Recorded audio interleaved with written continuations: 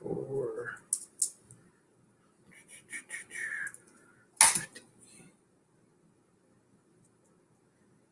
Came over here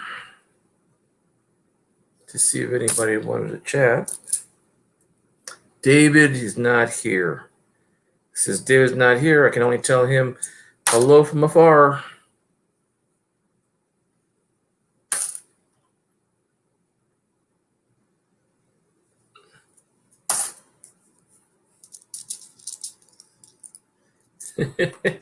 Okay.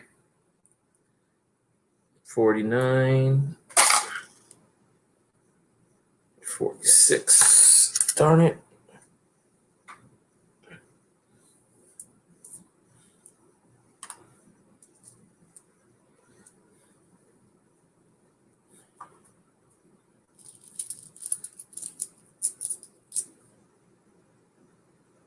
$46. Maybe no one else is coming over. $48. $46. $58.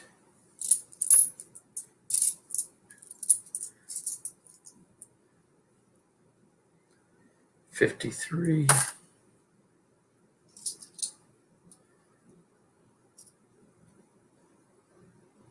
$56. $42.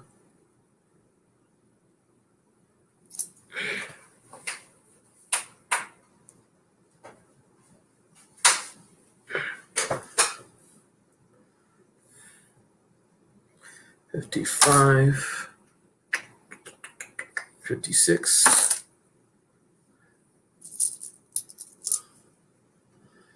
What did I win? I don't know. What is it that someone said that you would win something? 58. 51.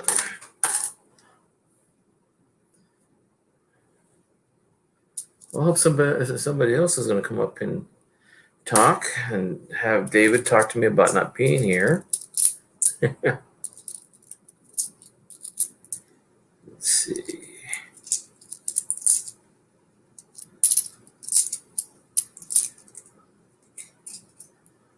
Only one person. 40. 54.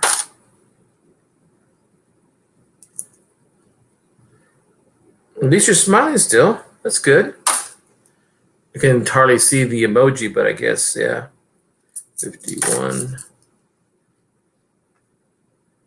46.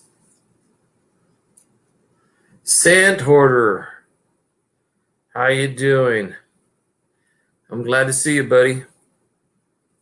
48. 52. 56. Did you want to come up, Sand Hoarder? 48. Oh, you're at work. Okay. I hope you're not too busy. 56. I'm glad you're here because, some of these that I found, like I know you told me ahead of time the 1684, and some of these I have to research still. And I think this one's silver. I'm not sure yet. I don't know what the countries they come from, but this one looks like French. This one's Korean. This one here, I'm not sure.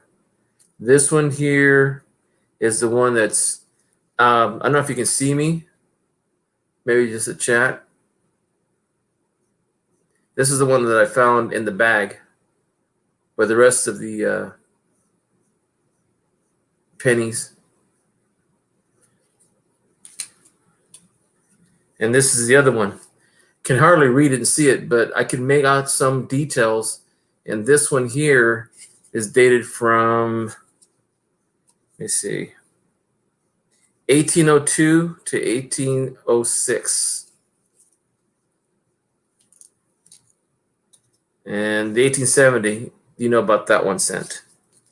So I'm clearing out all my pennies and I'm separating them by date. And the rest of the foreign coins are right here in front of me. 46. And those I'll go through later. And then like the 73S that you sent me.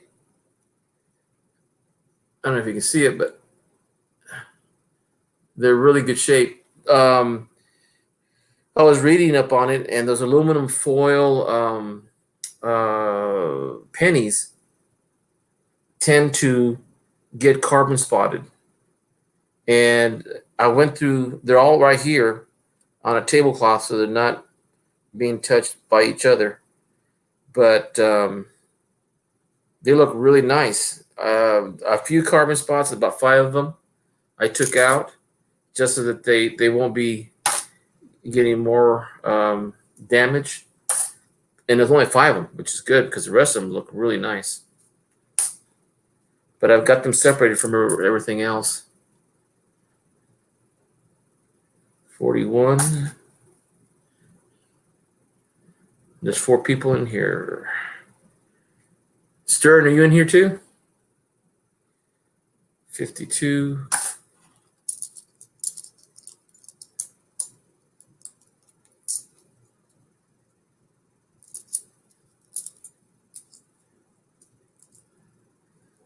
Somebody left. 58. 49. Philadelphia. 58. So what you've been up to, David? Anything? Well, first of all, are any of the storms in your area? 42. 51.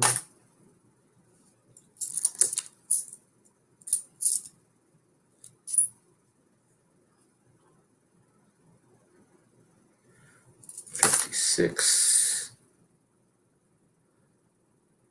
41. No storms there? Good.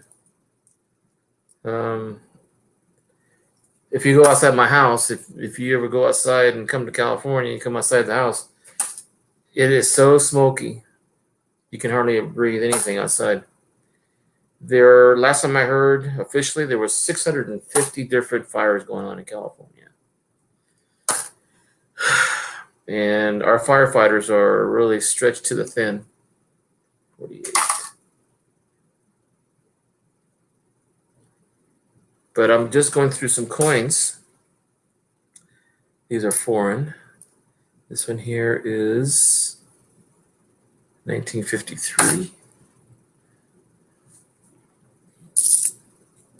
Make sure these are not mixed in with the foreign coins.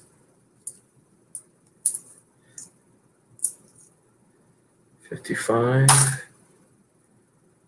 46.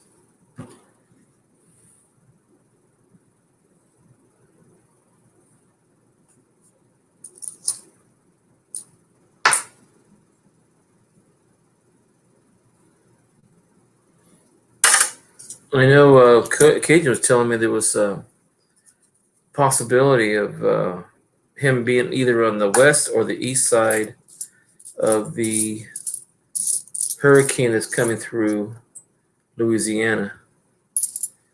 I hope he doesn't get it. Okay.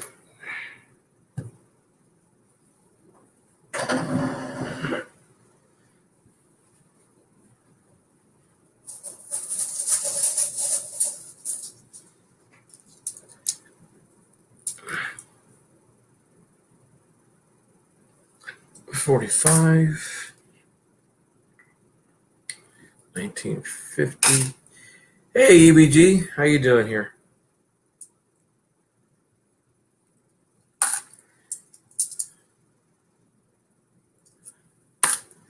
It might be a short stream today. 48S,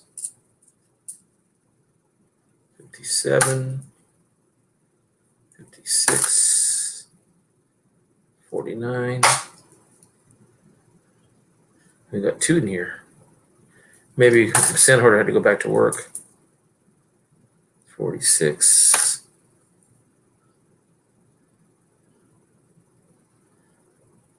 EVG Hobbies.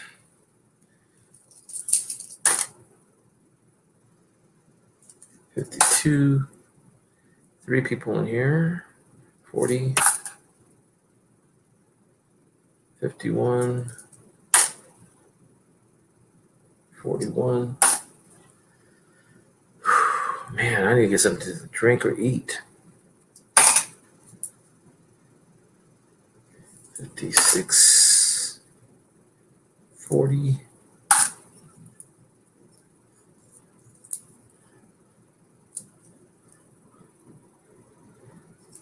56. 53.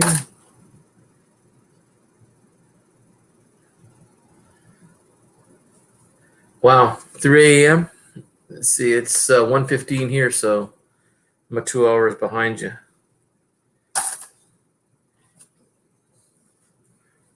I'm just going through a bag of pennies, 5,000 of them to be exact.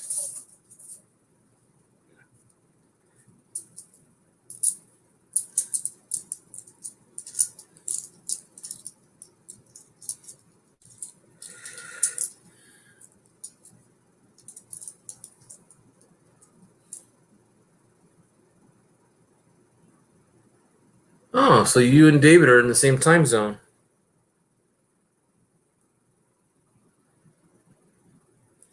48, 57, 55, 44,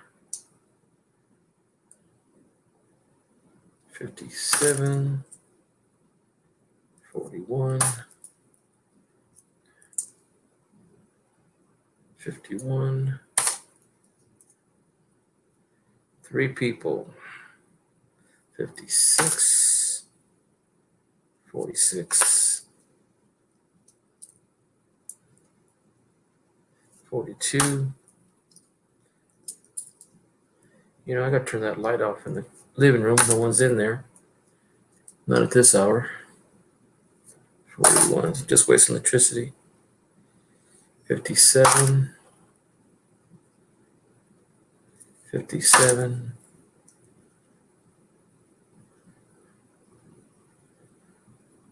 48, 44.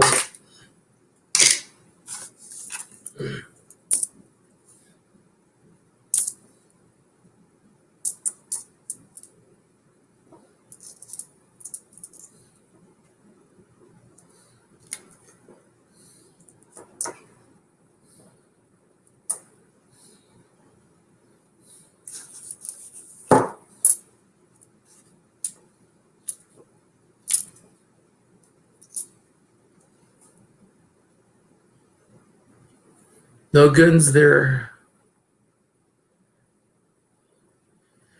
You know, I haven't EVG, but I will make a note of it, and I will go see them. As a matter of fact, the guns don't scare me, just as long as they're not pointing at me.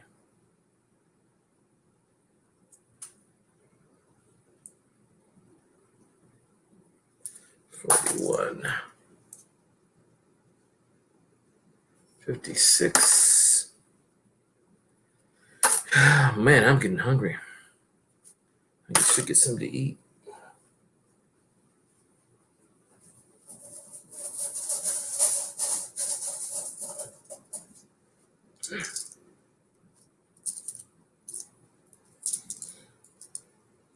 Uh-oh. I see something silvery.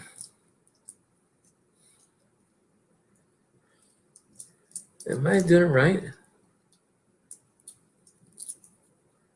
Oh, yeah. Foreign coin. It's a, what kind is it? It's English. Well, it's Elizabeth. Actually, not arguing, discussing my point of view and yours in the opposite direction. And I do believe that if I'm not told because, well, that's another story. I'm doing coins. I know that all these pennies here. Ooh, I found a 1920s in really good condition. And the L's missing in Liberty.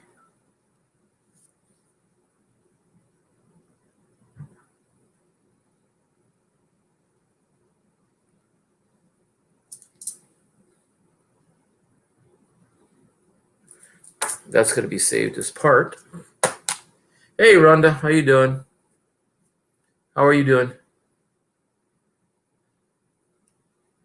58. 44.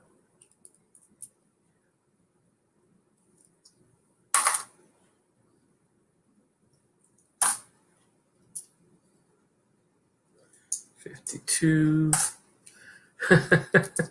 Dave's not here. Awesome. 57. 19. 56. 1953.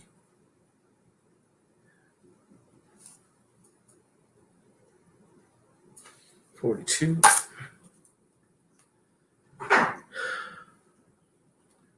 Hope everybody's having a good weather.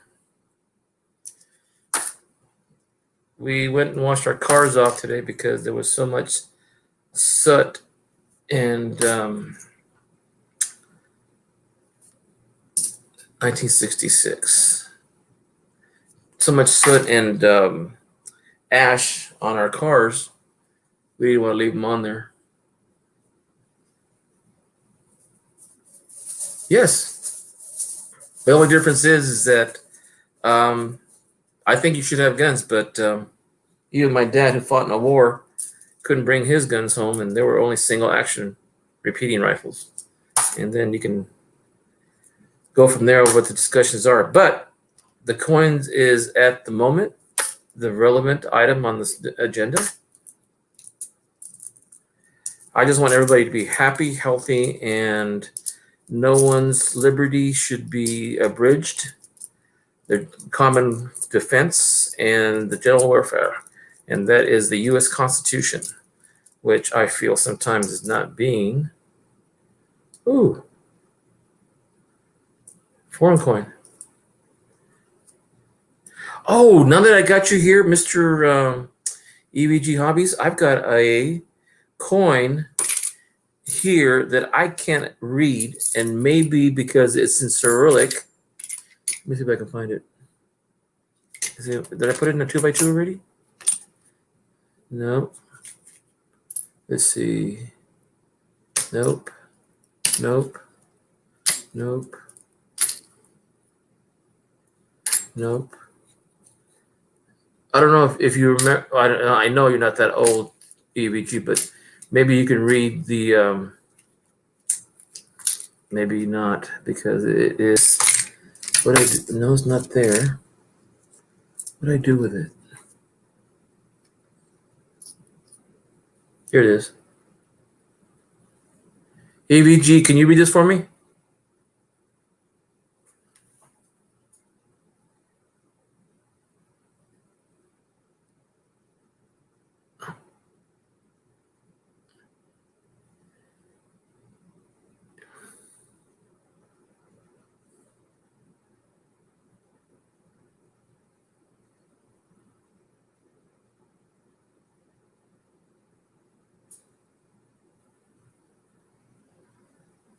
What do you think, EVG?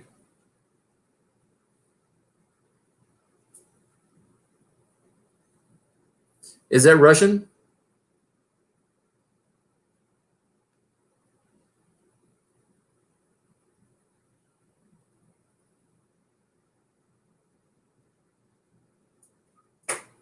Send you a pic? Okay.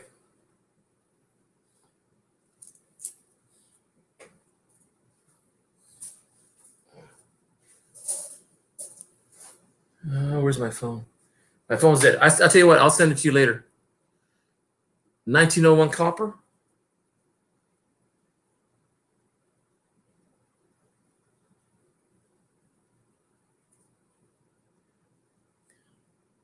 Here's the back of it.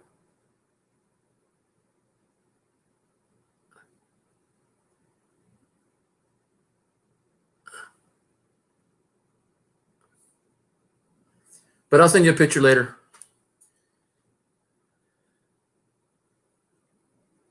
I bought a bag of pennies, 5,000 pennies, and I got it from Cent Hoarder, and it was placed in there. And pretty interesting stuff I got on here.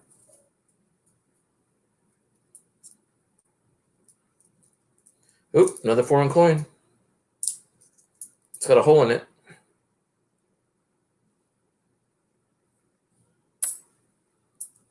Another foreign coin. And another foreign coin.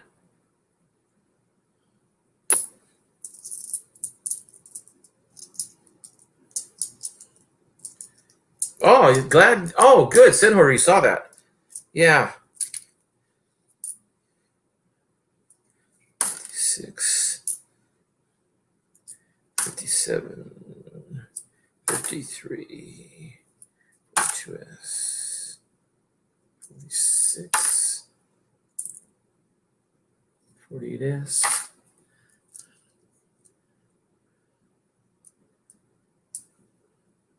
Kopecks means cents, okay.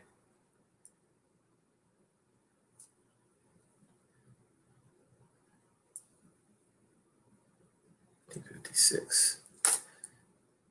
Hey, Cent Hoarder, are you on a break?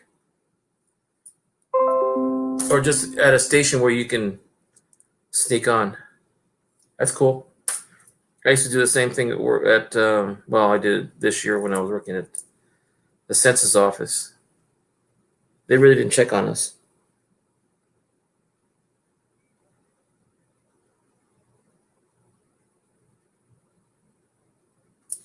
$44, $57, $55. I get these pop-ups on the side, and they always block my chat. 52, 46, 55, 44, 51, 1950. I still have this. I don't see if you can see it in order. I just kind of at time in the night when that's dead. Yeah. I'm glad. So you won't get in trouble for being on there. But yeah, I got a lot of interesting foreign coins. I found 2 1909s and so far 6 Indian heads. And I haven't gone through the rolls yet. Maybe later on you can give me some ideas. What I can do. I was thinking if I can make sets out of, like 1940s, Philadelphia, Denver, and cents, and sell them for $1 for 3, maybe. Because I have a lot here. I've never seen so many Wheaties in my life. It's cool because it's before revolution when we still had a monarchy. How much you'll sell it to me? Something I really don't know how much it is. If it's my only Russian one, I like to keep one example. But some Any future ones, I'll make sure I'll get it to you. Let me see. Your monarchy ended 1917 with Nicholas II.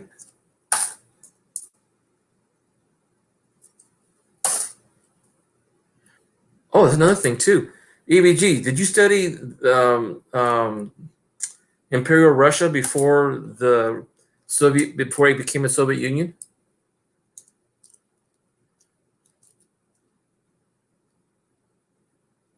Oh yeah, yes. As a matter of fact, I was hoping that you can unite and Midnight Silver could do like a hangout and do it over my scope while you guys help me look at them, see what we could look for on those. And the gloves. Yeah, I don't have a pair of gloves, but I will get them. Cotton gloves, or should I get latex?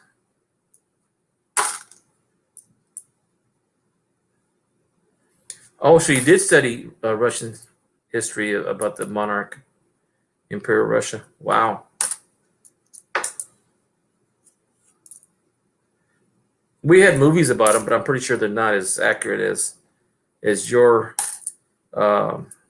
education about them. We covered a little bit in college, but not much. More about the revolution in China, um, in Russia.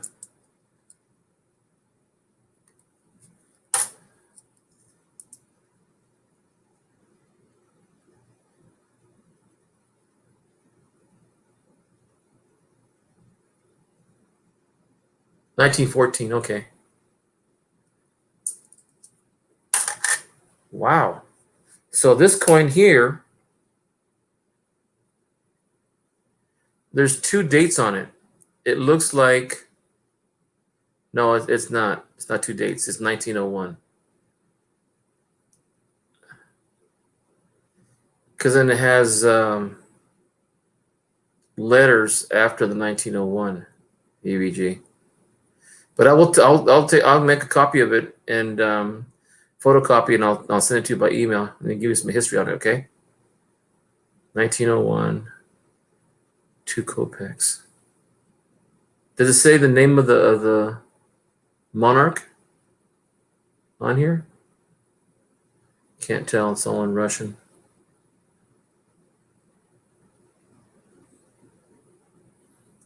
Just out of curiosity, is that a double-headed eagle? It looks like he's got a world orb in one of the claws, and the other side it has like a stick or maybe a ruling staff, maybe.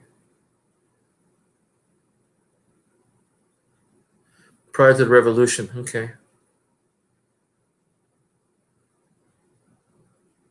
I just wonder how it got here to the United States, because it came from Sennhorder first.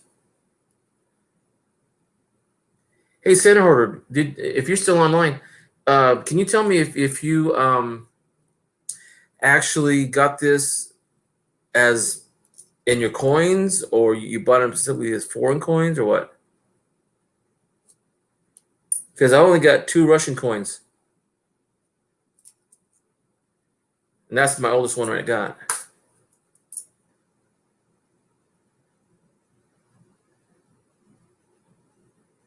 Yep, it's the double-headed eagle.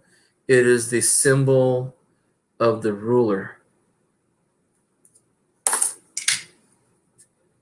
That's awesome. And then he has something between the head above him that looks like a heart with a cross on top.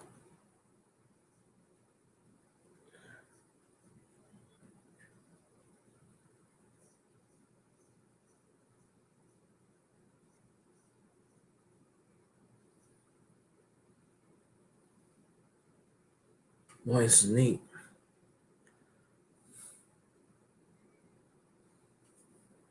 So a kopeck is a penny. Oh, a cent, I mean.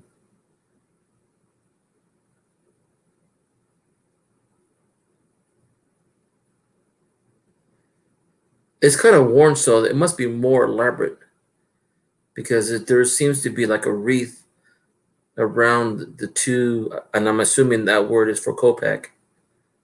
Um,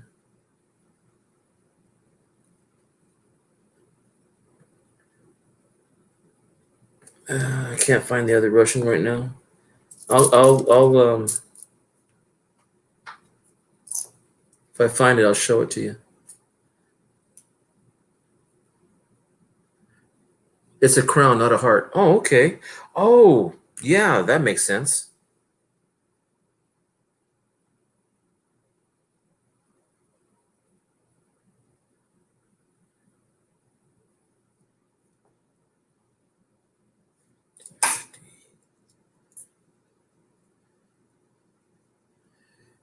I always tell everyone I learn from my students. Students teach me to be a teacher. Anybody who doesn't learn, even though they're a teacher, they're a fool for themselves. I'm not smarter than anybody else because they may know more than I do. And I always assume that. Hey, I can give you lessons in Spanish. I can give you lessons in American history. I can give you lessons in, let's see, Latin. Oop, another foreign coin. This one here is, oof, it's in, I'm going to say Korean. It looks Korean.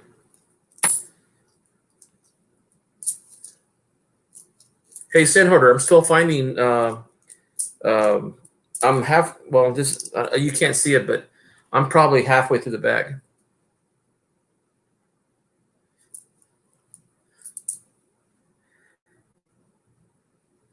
I would start with the Constitution.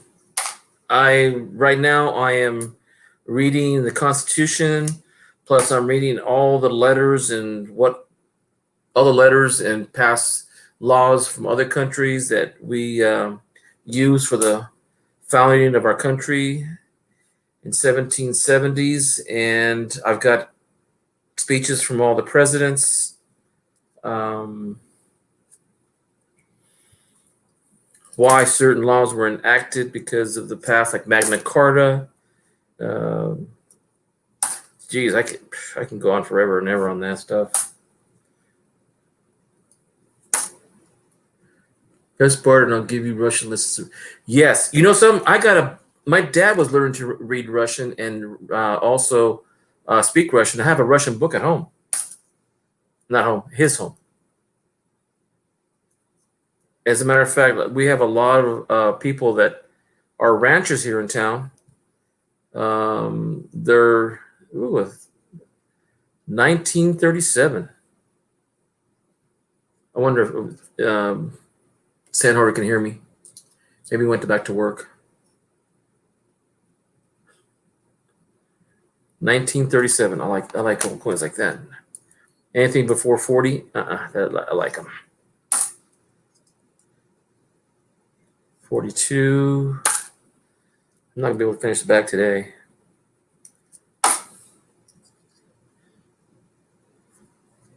Yeah, I'm up for Russian. Let's see. The only word I think my dad taught me was tovarish. Oh, and net and da. I know those words.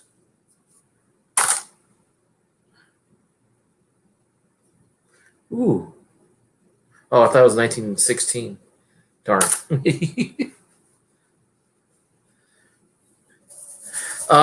No, they're not. As a matter of fact, I got called in to do remote learning for a teacher that needed some help, and last minute they canceled.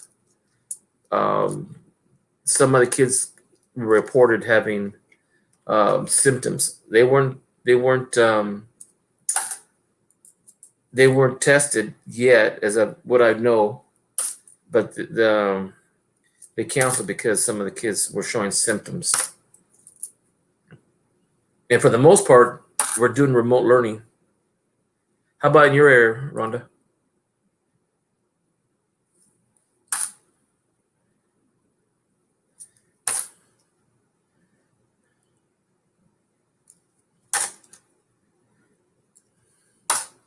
Well, I can tell you, a lot of parents are asking how to teach their kids. I said, well, the same way we do. Get them into a routine, tell them what they expect the class to be like, establish rules, and they can't break them. And you take one time at a time.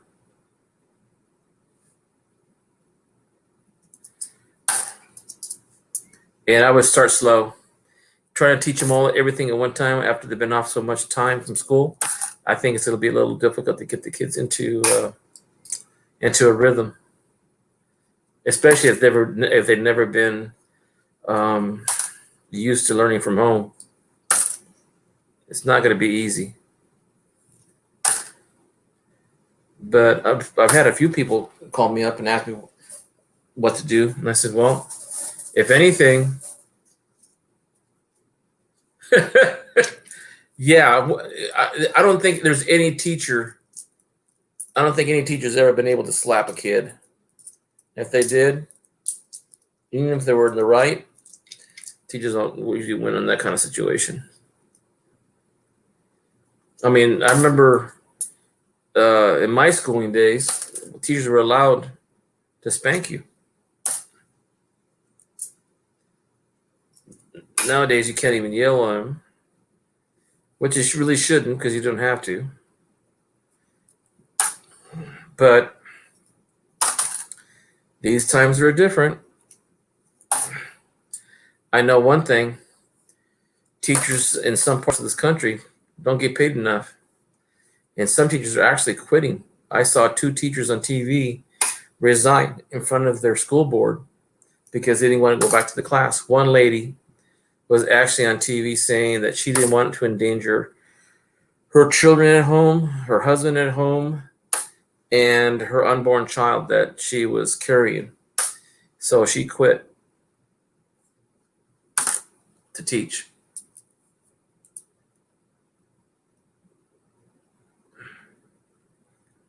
It's pretty, and then you have all these colleges.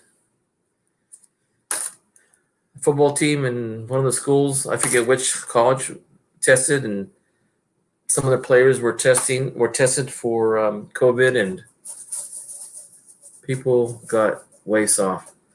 You know something, BBG? I agree with you. Americans are very soft. They don't know what it is to suffer. And I don't mean, well, we suffered at a time. I remember my parents telling me that Americans were getting soft, and this is back in the 60s. And then we started hearing, things like the smallest achievements were small and in between, so they had to give them, fake rewards. And people are figuring out how they're going to stay tough. I know I got soft because when I was a kid, I used to work in the fields, and for me to work in the fields today, no way. Work's too hard, very hard. But yet, there isn't an American who will go out there that I know of because they've already done it before, or they don't want to do it now because they've done it before. That work is hard, working in the fields. Ooh. I did tomato, peaches, I've done combine, I've done alfalfa, I've done watering at night. I tried dairy one time, too cold, and always at night. I think the hardest part was picking tomato by bucket. Paid you 25 cents a bucket. Each of those buckets are 40 pounds. That's what they pay you. If you didn't keep up with the tractor, you had a long ways to keep up, to catch up. You got 5 people in here, and I'm talking about myself, which is unusual because I do not like talking to no one and to the screen. It's kind of funny. But it's going to be a short one today then. I thought Stern and what's your name? Stern and Hoover would come by, but they didn't. We got 5 people in here. Awesome. 51. And another thing too, I remember growing up as a kid, everybody had a garden in their backyard. Half their food came from vegetables in the back. Ooh, a 1939. Nice. Far and few in between, but still nice. 53. 50. Hey, Midnight. You want to come on up? Yeah, you see? And I bet you do because you grew up that way in Russia. EVG, did your parents have a garden all the time?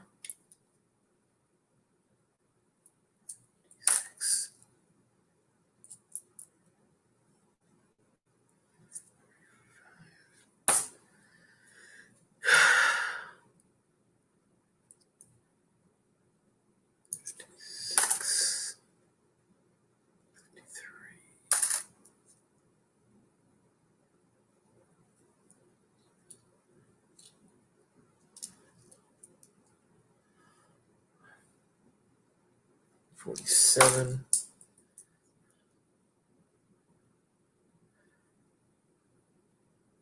Yep, when they could, not all the time. Okay.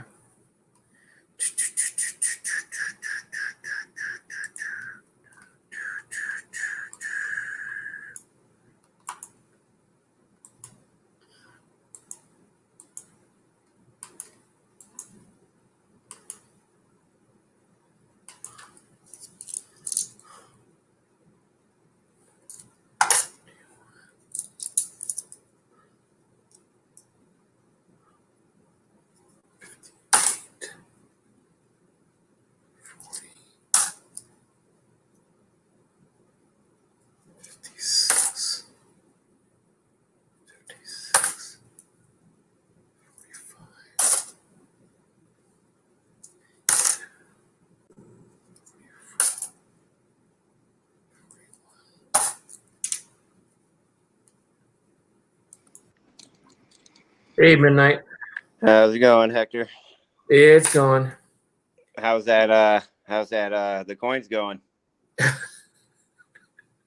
Man, it is unbelievable. I went through the 73S with the aluminum foil inside there, and Stern said I should take out because they're notorious for blotching the surface of this, and he was right. I had to pull 5 of them out because they're all covered with some kind of dark spots on them.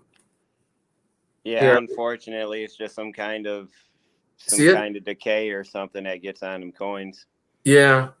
So I pulled them out and I separated all the good ones from the bad ones, and I only lost. Well, I'm still going to sell them as as BU with some kind of spotting on it, but yeah, I mean, I even got Russian coins from before the Revolutionary. EVG said it was 1914 when it started, and I got a 1901 2 kopeck. I found and one of the things that was in the foreign coins. I don't know if you saw last night that I was pulling out some foreign coins in the bag. Oh yeah. Get a load of this. This is what I pulled out today. Oh, nice. Yeah, but look at the year. Yeah, that's an old one. Yeah. And Sandhorn was just in there here a while ago, and I told him about it, and he said, "Oh, cool." And I said, "Jeez, that's one of my oldest coins I've got, 1654." And then another one here. This one here, I couldn't figure it out because it's so worn. I mean, I'm not even going to show it to you because it's so worn. But what I could figure out, it's Swedish with Gustav the Fourth, King of Sweden, and it only made it for 4 years, 1802, actually 5 years, 1802 to 1806. What's that one made out of? Like copper or something? Copper, yeah. Because it's worn pretty good. Oh, that's But cool. that's kind of. Then I found 6 Indian heads, 3 1909s. I finally got some 43 steel pennies, D's and S's. So those are going in my books. Then I got a whole tube of 43s from the last time Cent Hoarder sent me something. I don't know if you saw that video, but that was like Christmas. And I still got a half a bag to go on the pennies. I can teach you a lot about a mark Russia, USSR in the 1990s. Russia, Putin, hectares and coins. Well, some of it will have to be private. Sure, no problem. See, I just pulled out another coin from the bag. Hey, did you get your bag? Oh, of course not. Oh, no. Nope. Probably I'll be lucky if it's even here Monday. I hope you get it because I want to see what you're going to get. I'll get it. It's just Time. Hey. The distribution center used to be here in my town. And like, I don't know, 10 years ago, they moved it further away. And ever since they moved it, mail just is bad. And now in the last year, it's just Well, since this coronavirus, it's just been downright appalling. Well, President Trump's handpicked postmaster general.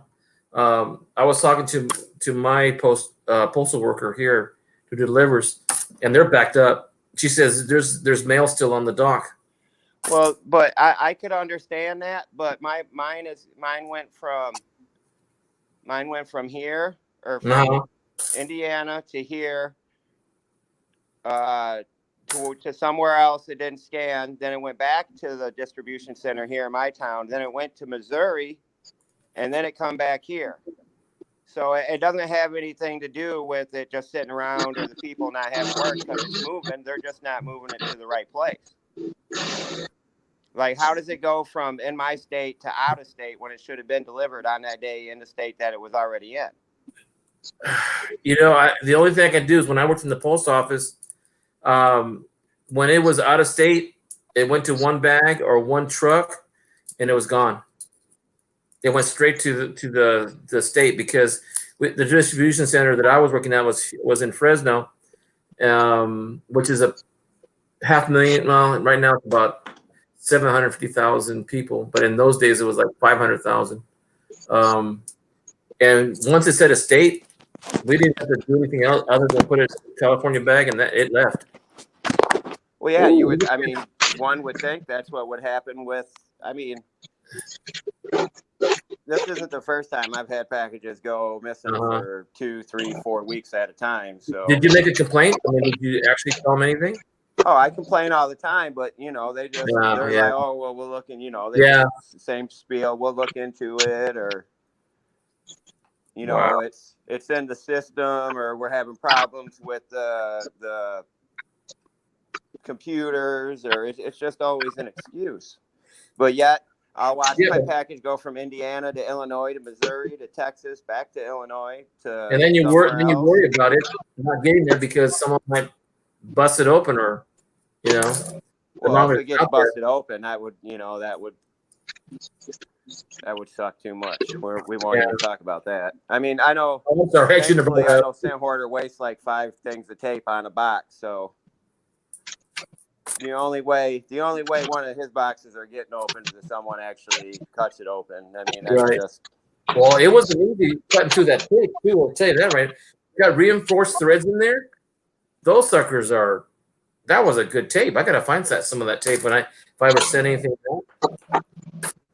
Oh yeah, Yeah, well, when you're mailing packages that are, worth more than $100 or a couple $100, you want to Yeah. make sure they're as secure as possible. Right.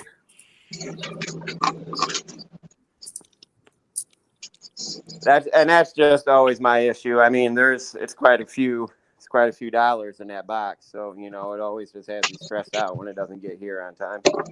I know what you mean. Yeah, I spent. My wife got the. She saw the checking account and she saw what I spent on it. And she goes, "What?" And she wanted to know where it was at. Yeah. But I told her, look, I mean, you buy a purse, can you sell it for what you bought it for? She goes, no, but it goes good with my dress. I said, well, yeah. But if I have a penny worth $1, maybe in 10 years it's worth $10, But she's actually one of her friends has a 5-gallon what do you call those things? Those water containers for the Deep Rock. Yeah, full. And she goes and she put it on Facebook today, and she saw it, and she goes, "Oh no, I have 2 more in the closet." I said, "Can I see them?" She said, yeah. If she pull them out and see them. So that thing probably weighs like 300 pounds. Yeah. No doubt. You probably have to roll it out in order to get it out. Oh yeah.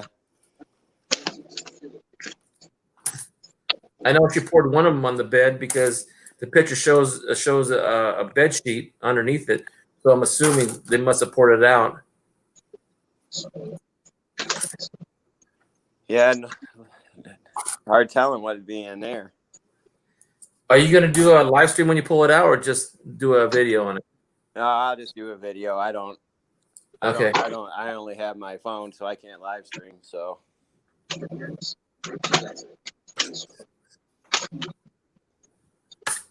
Yeah, I'm kind of lucky where I've got because of my work, I have to have a computer.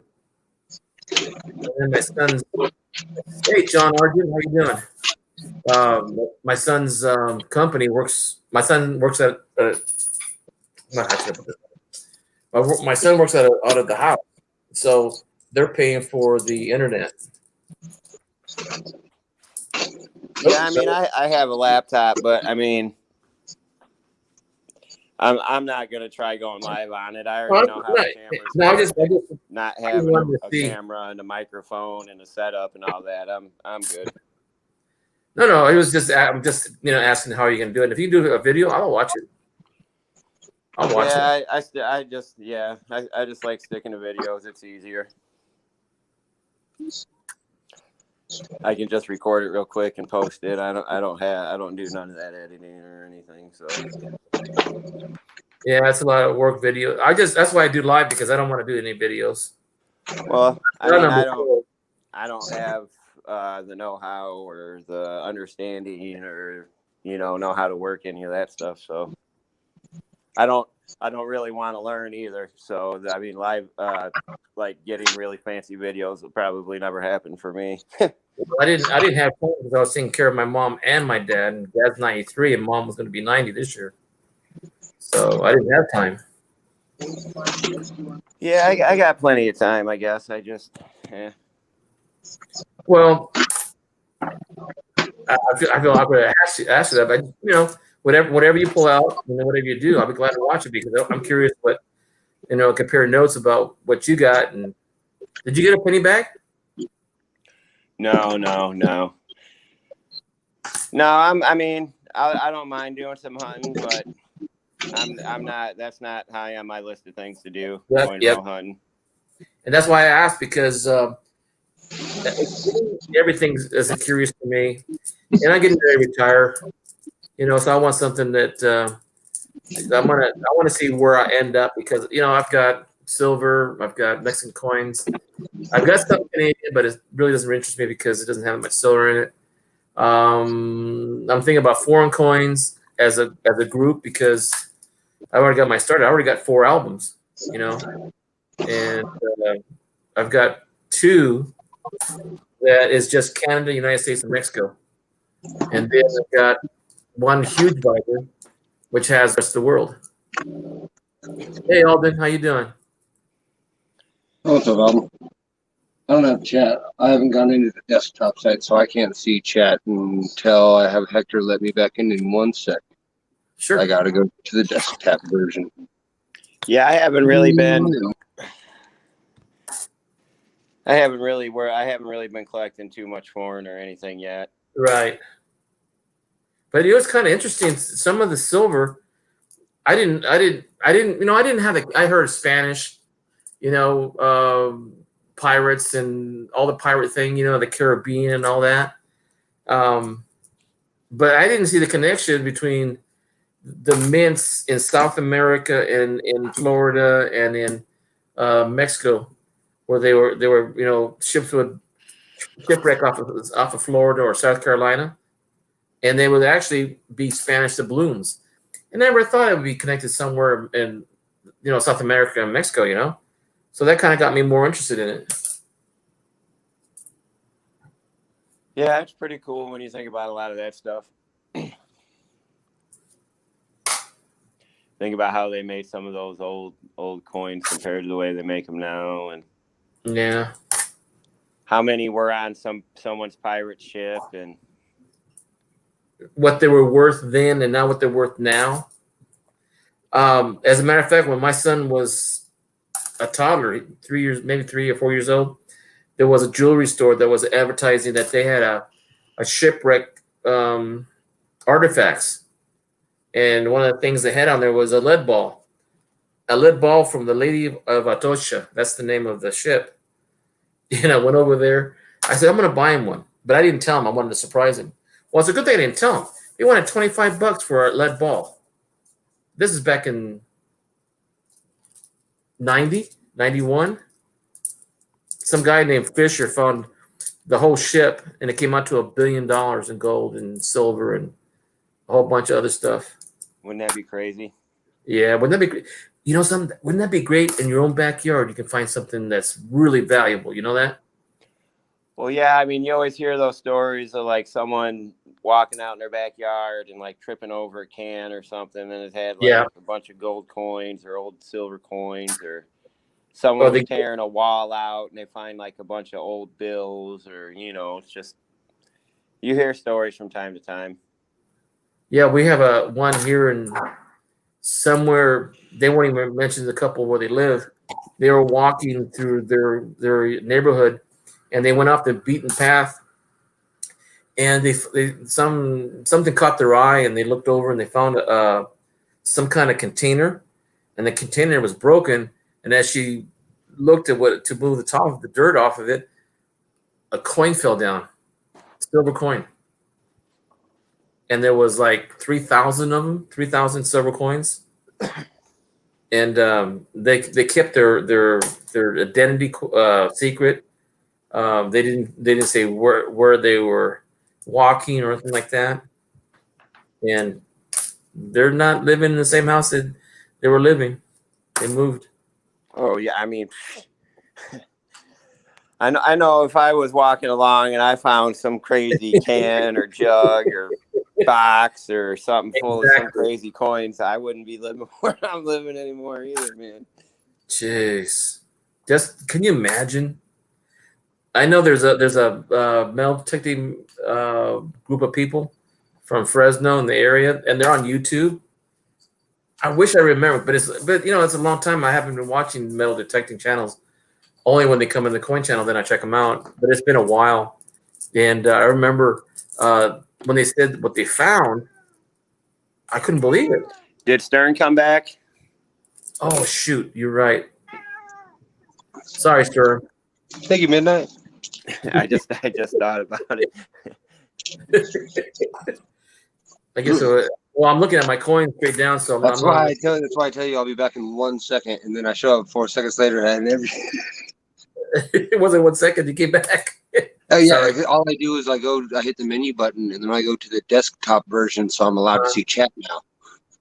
So all it does is Oh, basically refresh my screen. yeah. I was talking to Midnight, talking about what would you do? What would you do if you found something like in the back? I've been here in the basement the whole time. I've been a part of the conversation. Oh, okay, okay. And I was just It wondering, allows me to hear. It allows me to hear and see everything. I just can't do or say anything.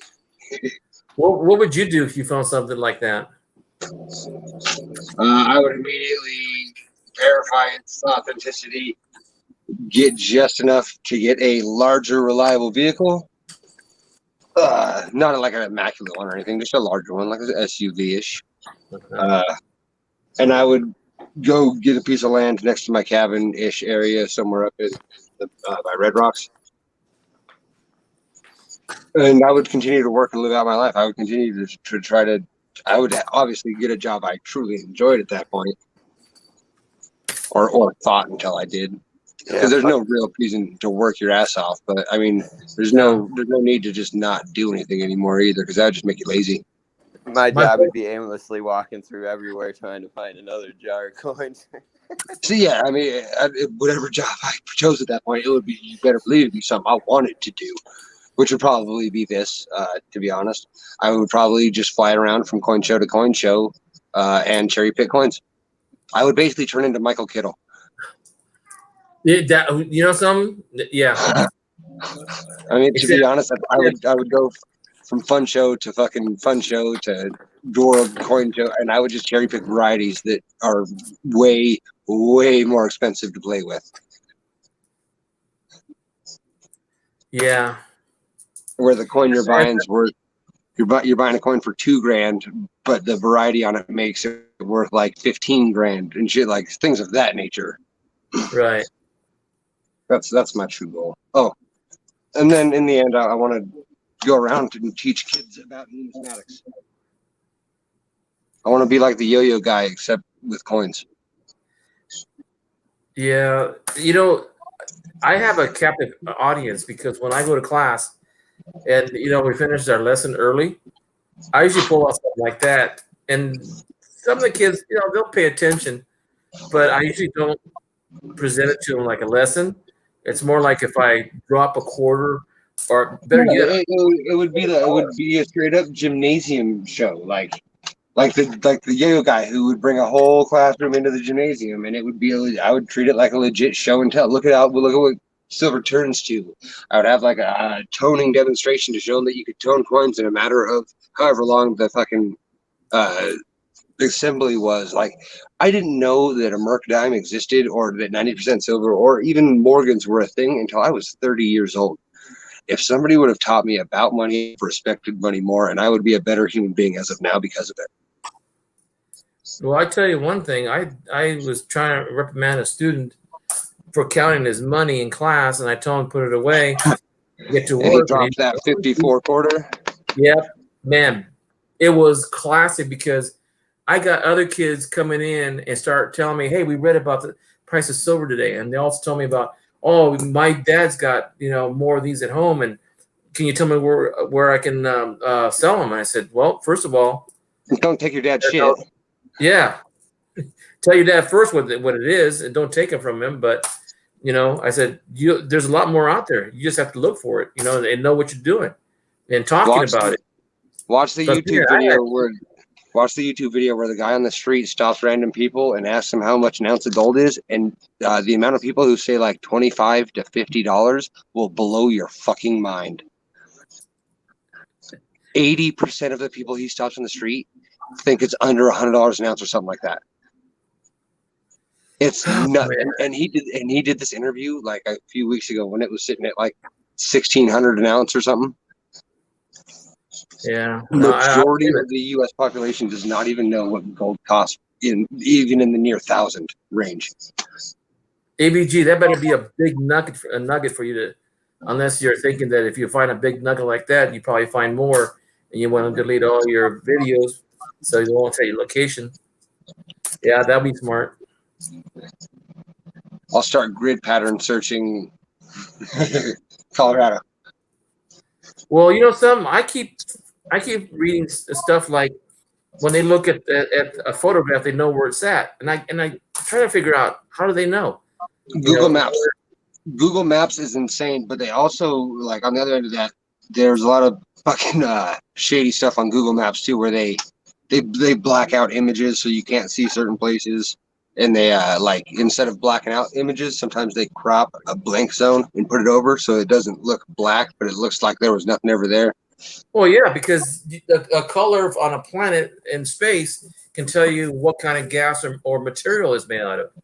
Oh no, the satellites they have on above us, they can tell you what color your shoes are. Oh yeah, Like they can tell you if your shoe was untied. They're so damn clear and effective. that's true. Yeah, legit though, they use Google Maps or Google Earth to fucking find stuff under the water, like shipwrecks and stuff, because of the clarity of the water. At certain times, you can see the silhouette of like they found planes and shit that way recently. Uh-huh. And that's just cool shit. I like the guys that write. I've seen messages in their backyard in really big letters, so you can see it from the satellite. Oh yeah. Yeah, there's a couple guys that have male genital parts and they're drawn in their backyard. So when you're looking around, you see like a big penis from the satellite. Those videos is how, they're everywhere. They're upset that that they're on Google Maps, so they figured they would do something to hopefully take so they block it out, but they don't. It's just like the old people who used to know what route the Google Maps like little car would drive, and they'd make it to whatever intersection they would be at and moon the Google Maps recorder. My buddy used to do that religiously.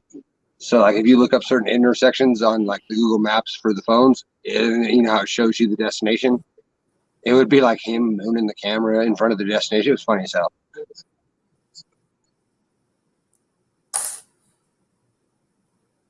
Yeah, I heard of a lot of people. I've heard a lot of stories of people doing different things and mess with those guys.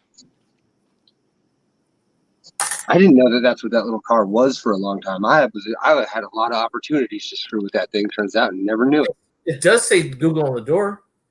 Y'all do that, and there's so many cameras on that thing. It is cool. It is probably 40 or 50 cameras all surrounding it. There's a GoPro every like foot and a half on that damn thing, or at least that's how it used to be. I don't know if you guys ever went to the old Disneyland in California, but they've got never been. It's called 360 Panoramic America. And what this is a technology. Even when I was in high school, they would mount cameras in 360 degrees view, and you would walk into the panorama. It was Kodak at the time, back in the 70s, where they did a drive-through, a fly-through, and you would actually see, if you turned around, you would actually see what's on the side of you or behind you in any direction. And it was people thought that was like, oh my God, this is crazy. And it was cool. I went every time I went and saw that. It was so cool because they would have different venues. They go to the Grand Canyon, or they'd go to the flatlands of Oklahoma, or they go to the Pacific Coast and the Pacific Coast Highway. It was just neat. And then we have satellites that can do the same thing. I didn't realize. Hey, John, Alden, EVG. Hey, Andrew. Hey, Johnny Ray. Hey, Andrew Cooper, how you doing?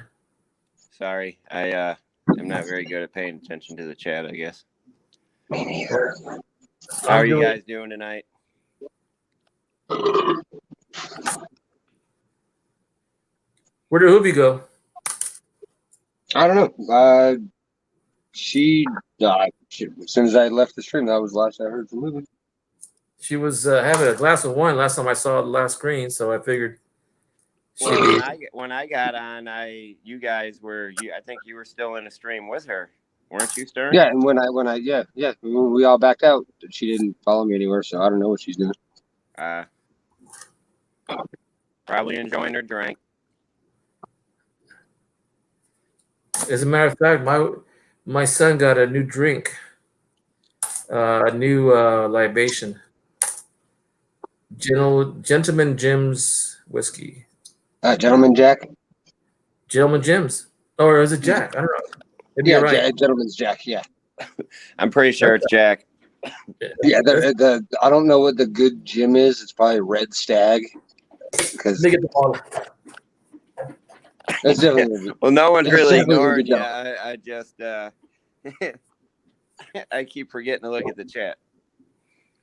It's much easier to pay attention to the chat when you're in the chat. Oh, and it's 10:15 over there in the UK. It's easier to pay attention when it's not 3 to 5 in the morning. I don't know. Are you 1 hour or 2 hours ahead of me, midnight? Real quick. See it, guys? Oh yeah, that's the Gentleman's Jack. And I want to advertise just in case in trouble. Yeah, Tinted. I drank Andrew- way too much charcoal in high school.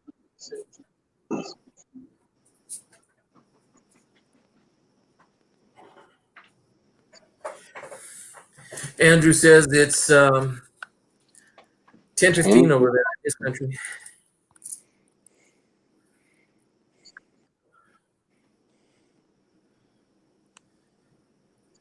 They missed with the earring on this proof Roosevelt here.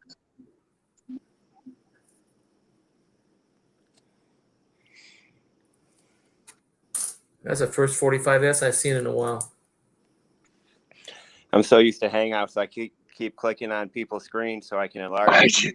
That's exactly why I have it on the laptop being viewed through a phone, because I couldn't take how little tiny the screen I've stayed done for poked me. your screen like 5 times so far. It ain't going nowhere. I did the same thing. Well, the only way you can see it probably is this way.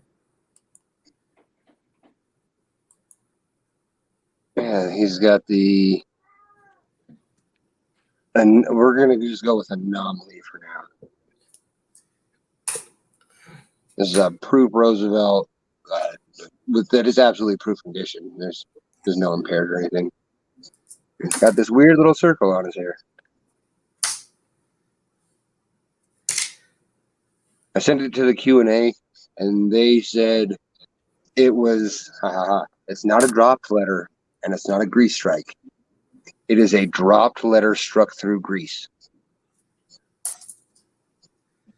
So Grease strike are those kind of like minimally valuable? it depends on what's missing. I've got some really sweet ones that I guarantee will draw a pretty cool premium, just because if I collected varieties, it would be one that I would genuinely look up. I have a penny that's a 1988, and the 1, the 9, and the 8 are correct. The 8 is missing half of the bottom circle of the 8. Oh yeah, you can get some cool ones, man. I'll find one of the better ones. Where are you?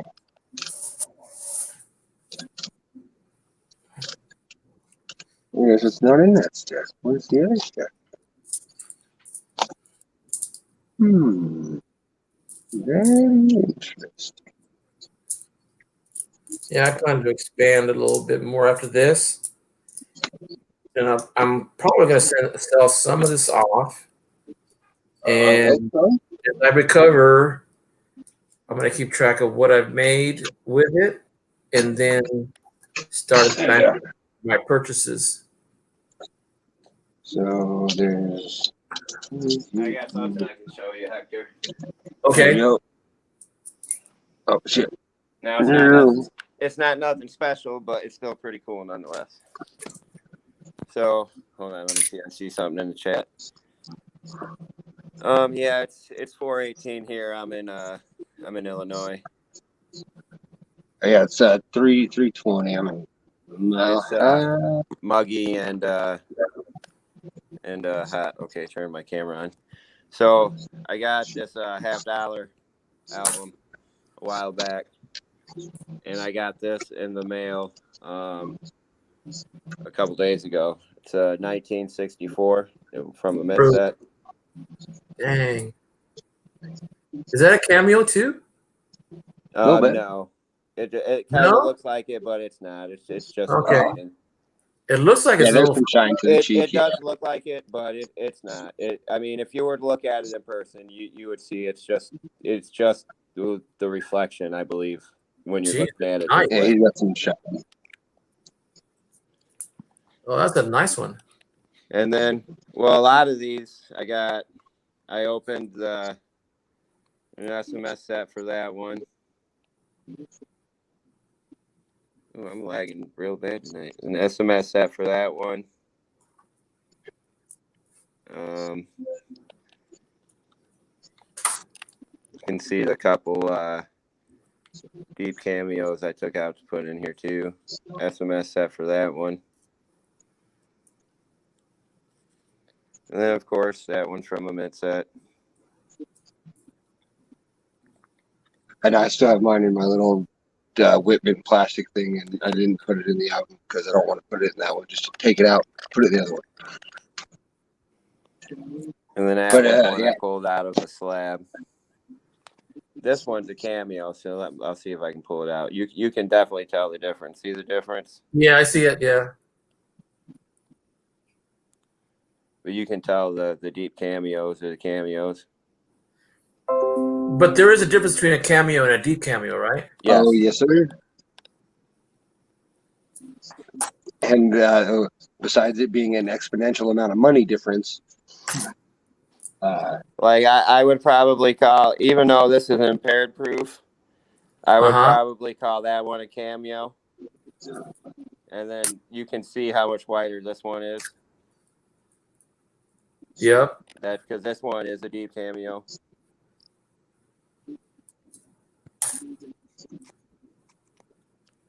As well as you can kind of see how much wider that one is. The heads just really stand out. Letters, everything.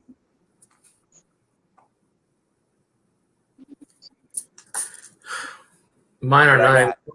I got most of the Maybe close to proofs on it, this but one those are- from Coin Roll Hunting Half Dollars.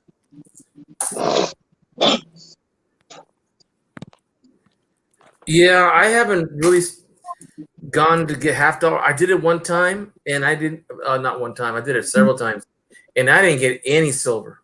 It was like I was going through boxes of it, and I didn't get any of it, anything. I found my first It's- 40%er on my 26th box. It was my first silver $half, and it was only Yeah. 40%. I think 26 it's bucks. hit or miss. I really believe that it depends in the area. Like, I really don't believe there is a ton of half-dollar coin roll hunters in my city. Not saying there isn't any, but I don't believe there's a lot. Because when I was going through them, I usually only came across the same couple marks that someone would leave on a coin if they were Oh, yeah. so they knew they were hunting them or whatever. But I But saved there was one of time all where I of them. found almost 80 silver in the 2 boxes I got in 1 week. But then there was weeks where I found none. Yeah, I think it was my 7th month. But I used to keep one of every marked coin I found just so I knew whose signature it was. And I had a box where there was 7 different signatures in the same box. Like how they whoever they marked the coin, whatever signature they left. I had 7 different people who had either initialed or marked or blue dotted or X'd or whatever they did. But there were 7 different people. I hate when they do that, though. Yeah, and it's so they know when they even he does it. Yeah, it's so when they come across. It's so they can check the rotation of their coin. Yeah. Shoot, I'd rather go to Vegas and go to the $half-dollar machines and the dollar machines and pull out whatever I can find. I've learned that I'm better off going to an LCS and going through the junk silver bin and then just getting what I would normally get anyway and just hunting it. Because that's how I grabbed a lot of stuff like the Yeah, we don't have that luxury here in California, especially in my area. There's only one really fancy local coin shop, but their prices are so darn expensive, and everything is an MS60 and above. Oh, see, we have one of the. I only have one of those kinds of LCSs, but there's like the We Buy Gold places, if you go in and say, "Hey, you have any coins?" If you make an appointment, you can buy the I'll be coins right from back. him before he smelts it. So you have avenues that you have not even attempted yet, Sir Hector. Yep. Yeah, I know, and I want to Pawn get shops. education You before I. already you went to the one pawn shop, or the antique shops are another good one. Yeah, What's another good one? they didn't know what they were doing. They didn't Oh, know that. that's why. If you find a place that has a bunch of key date shit, but they're treating it all as just overpriced, not key date shit, that's Yeah. when you come in. That's where you do the come up. Well, see, that's why I want to know more my knowledge about something rather than going in there and being, a dumb shit, and then I get taken advantage of. But I want to be fair about it too at the same time. I mean, there is no opportunity for you. If it's an establishment, I do not tell them I'm cherry picking their coins, nor do I go back and tell them what I found, even if it's worth a copious amount of money. If it was like a mom and pop store and I talked to them on a regular basis, or it wasn't just a transaction thing where they were expecting to make money off of me and not me money off of them, because it's not like if they found out that something they had was worth a lot less than they charged me, they ain't gonna call me back and give me money. That's true. Like not a chance in a no way would a company who accidentally overpriced something call you back and say, "Hey, we accidentally charged you a couple $100 too much. Here is your money back. Sorry for the inconvenience." There's not a company in this world that would do that. No. And then I don't think that it should be expected of a customer to do so either. I shouldn't have more of a fucking integrity than the person who's selling it to me. Well, And I'm not saying and it would be different if it wasn't just like every once in a while they wouldn't. No, but 100 out of 100, they would not tell you a word. Right. It's just like when I went to Oceano and I went to this one liquor store. Well, actually, it was a grocery store combination liquor store and a kiosk between the grocery store and the restaurant. And as my wife was ordering, our lunch, I went over to the kiosk and I saw him have these trays of 50-cent pieces, Benjamins and Kennedys, and they were selling the Kennedys for $45 a piece. Oh yeah. Those kiosks are basically the home shopping network just in front of you. Yeah, and I said, "Are you guys really selling for the?" And this is when I'm pretty sure silver was like $1.10 face value, and they were selling them for $5 for each Roosevelt. I'm going, that's a lot of money. And then they tell me, "Oh, we just use it for decorations." I said, "Well, you guys are charging a lot for these. I mean, you could probably buy those for like less than $5 just for the silver content on it." And I noticed that most of them were really circulated. So I think they found them in their change, and they pulled them and they put them in their kiosk to sell. It didn't cost them other than 50 cents. Yeah, that's true. And then people's lack of knowledge makes them money. I would have been stunned when I first found out that Morgans existed, that you would have told me they were $20 a piece. I would have expected hundreds. Oh, that coin collector guy in Florida, he had a bag of Morgans, and he wanted $2,000 for 100 of them. That's potentially not a bad price. This is before it jumped the price. Yeah, I mean the average uncirculated Morgan is for an average day is like $45. Is your email on your about page, Hector? What's that? Is your email on your about page? I'm not sure. It probably is. All right. Sam Horner has it, right? Yep. All right. I'll just get it from him then. I just want to be able to message you in another way, and I don't know how to, so I'll just ask. I'll get him that way. That way I don't have to write it down right now.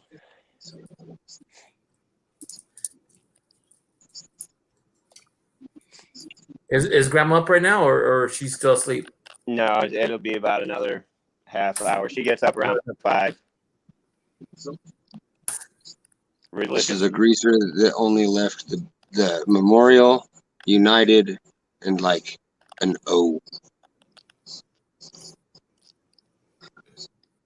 There's some T, I guess. Is that a greaser? Yeah. And it still has a full distinguishable rim, which is how I know that it's not square, because it's got a full circle rim. I got a 1940 painting right here. It looked like it. Well, no. Okay, I take it back. It looked like steel, but it's actually a dirty, dug up penny. 1940. Because I thought I saw in here a 48 steel penny.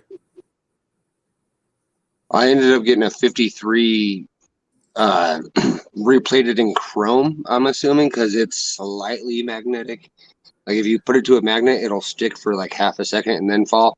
But it sticks long enough for you to know that it's trying. But it's silver, like a replated steely. But it's 1953. I gotta find it. Go ahead. I'm sorry. Oh, no, that was all I had to say, because I gotta find it. I don't know where it is. It's in here somewhere. I was going to say, if I pulled out a roll of, let's say, 41 Philadelphia's, a roll of 41 Denver's, and a roll of 41 San Francisco's, would there be any value in that type of scenario? I mean, do your eBay research. See what sells better. See if one coin sets of PD&S sell, or if one roll will bring you more. I mean, individually always brings more, but it's going to add your sales time at least tenfold. Yeah. So because, the money you have in purgatory is going to be exponentially longer. Hey, I gotta jump out and jump back in. I'm having static or something. So okay, I'm leaving and coming right back. Don't forget. All right. I'll remind. I got you. No, because I want to recover some of this and then buy more. I think so that's you're gonna have to either sell all of the stuff that isn't amazing, and you're gonna have to nickel and dime it out as fast as you can, or you're gonna have to bulk the stuff you don't really want or isn't the best, bulk it up into. You can go as far as selling Wheaties as copper by weight. If you look up and see that people are paying more by the pound for copper than they're paying for a pound worth of Wheaties, market it as a pound of copper.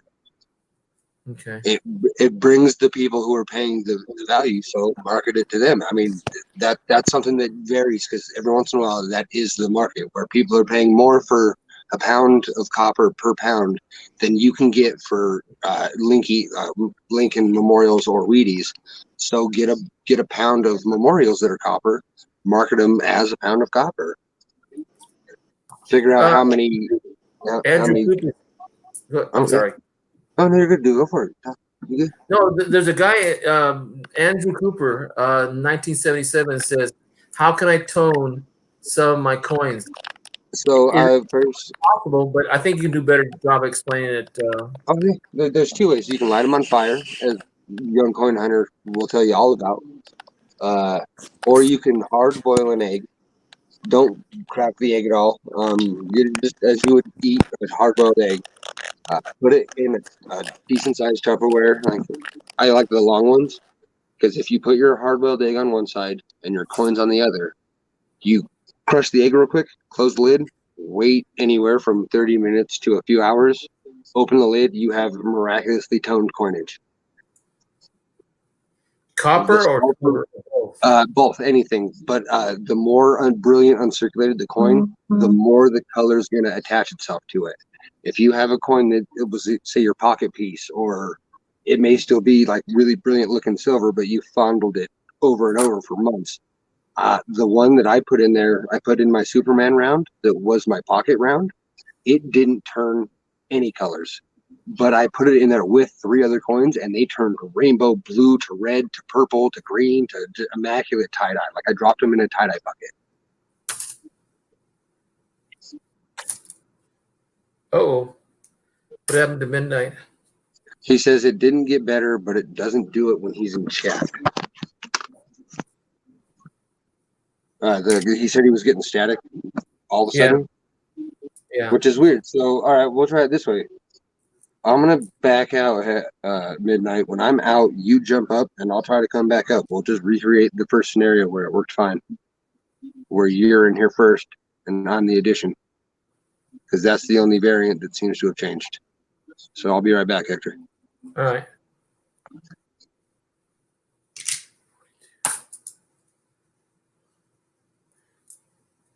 Okay, Midnight, come on up.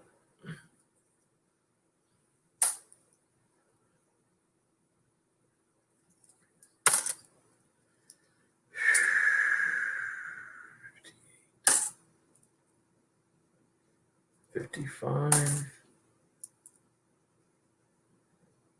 56.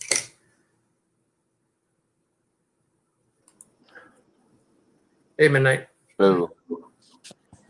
Yeah, I don't think it's because of Stern or anything. I think it's because my phone was dying, and for some reason, when it gets real low and then I put it on the charger, it does this when I'm in a stream. It doesn't do it when I'm just down in the chat, but it just gets all crackly and I can't hear anything. I think, and now that my phone's charged a little bit, I don't know. We'll see. Right. It's effective so far. I'm not saying that's the reason it's effective, but either way, something worked. I don't care what it was. Yeah, it just gets to the point where it's like, I don't know, it's just crackly. So I think it's something to do with my phone charging. Because I heard it when you were talking before you left the first time. Every time you would talk, it would sound all staticky too. It was weird. And it's done it like every time I get in the stream and my phone gets super low and I have to charge it right when I hook in the charger is when it starts to do it. So it's got something to do with that. But I mean, it's not doing it now. But now my phone has a green bar and not a red one. So that might be it too. I don't know. Sure. Hector, if you switch it to the other 3-way screen, it makes my coin easier to see from long distance. You check it out. We figured this out earlier. Okay, which one? The 3 where it cuts the 3 lines.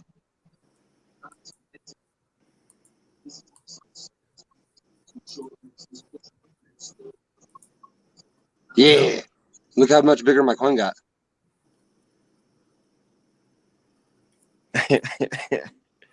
2,000 more. It's all up in my face. I know. See how much easier it is to see now?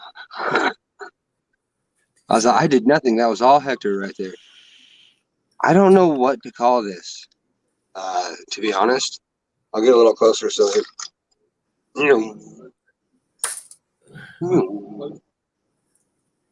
Have you showed us anybody else and what they say?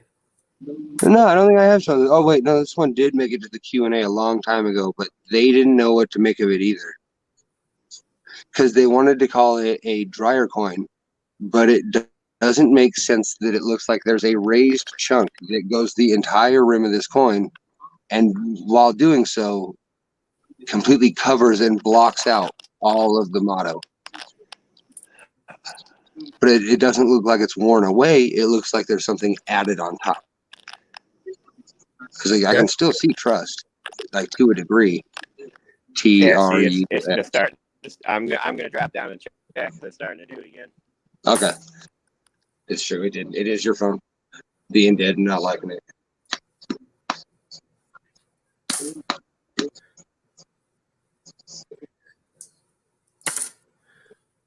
I gotta switch back over to chat so I can see the chat. New. I wonder if Midnight's going to come back up. He might when his phone charges a bit more, unless Yeah. works up before that's an option.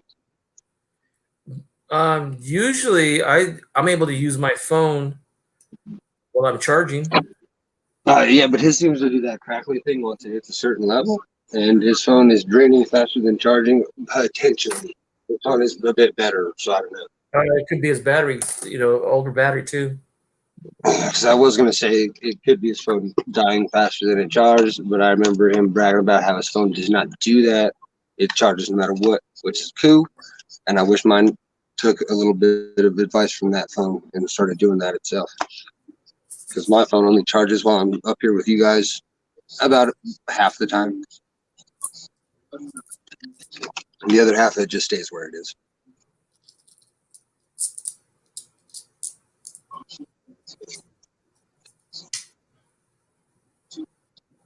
That's some struck through tape.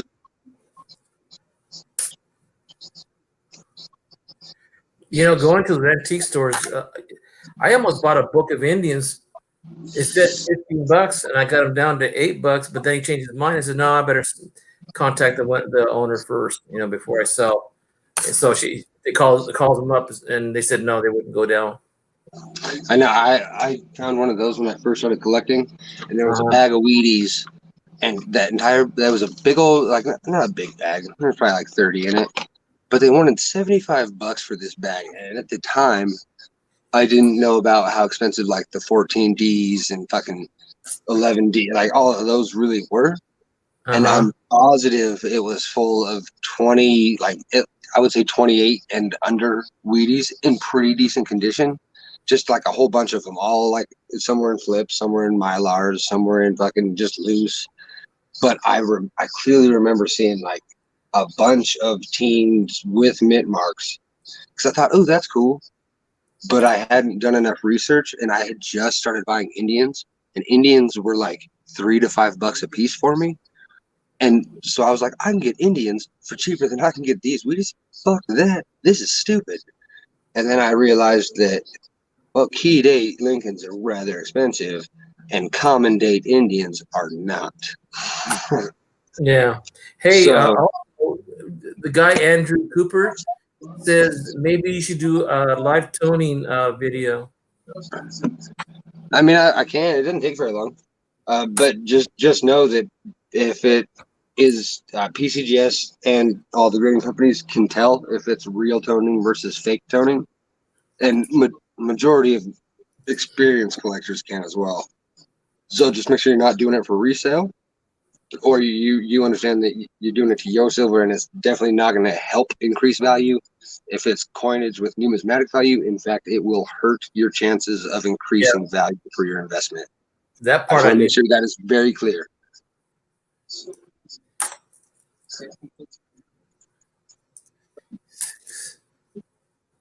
Oh, cool. So retain, what does that say? Retained grease strike. Yeah, confusing one for sure. I kept that one. I have one more that's similar-esque to that one, I want to say, but I can't remember where I put it. Hey, Stuart, hold the fort. I'm going to go take you know what? You're going to go stir the beans. See a man about a horse. Go play fireman.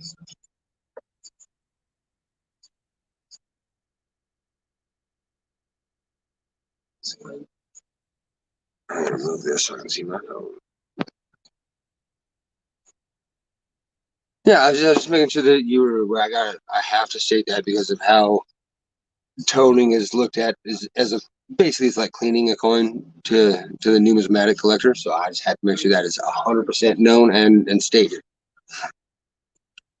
If you're like that, it's a different kind of toning. It's not that different, but it's a little different kind of toning than natural. Like I'll do that and I'll show you the difference because I plan on actually doing some tests. I'm not going to talk about these tests though because they're experiments.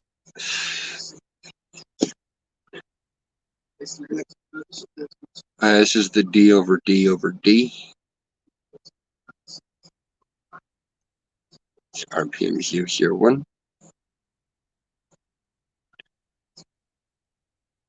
And this was in a BU Lincoln bin shoebox, cell phone box, a little tiny box. And it was a loose coin I grabbed just because I thought it was a brilliant 50 AD. I got home, looked at it, it was the triple. Because he did not look at them in any way, shape, or form, and he had the time to do so. It's a one-man shop that's itty bitty, and he sits there all by himself arguing with his ex-wife's lawyer. From what I saw, why he wouldn't just pick up some coins in a loop with a variety book out? That's beyond me. Because I pulled out all kinds of RPMs, but there was this one. It's like the one.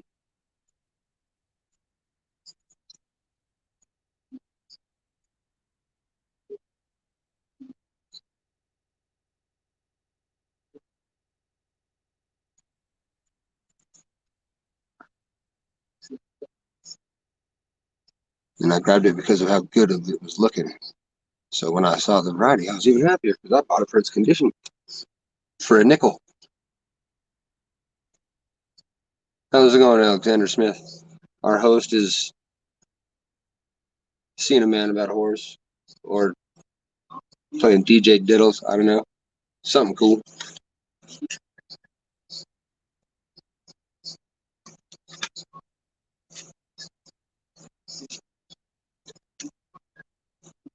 I am back. And now he's back. I went to a pawn shop recently and found this here looking thing. And I was like, hey, buddy, what the F is this thing that's sitting here that's been there forever? So it was $10. He's like, oh, this is he said it was an underlight. All I'm saying is it's perfect. What does that do? It's basically sunray, so it's a whole bunch of lumens with correct like silver lighting with a fog cover, and it's a whole bunch of lights all in one. You get bright as a mofo, but it also shows toning now. Awesome. So it's a variant light then. It kind of reminds me of like the lights in classrooms, except portable. We use one like that for photography on slides the old days. I think that's what this is legit used for. It's called a sunray.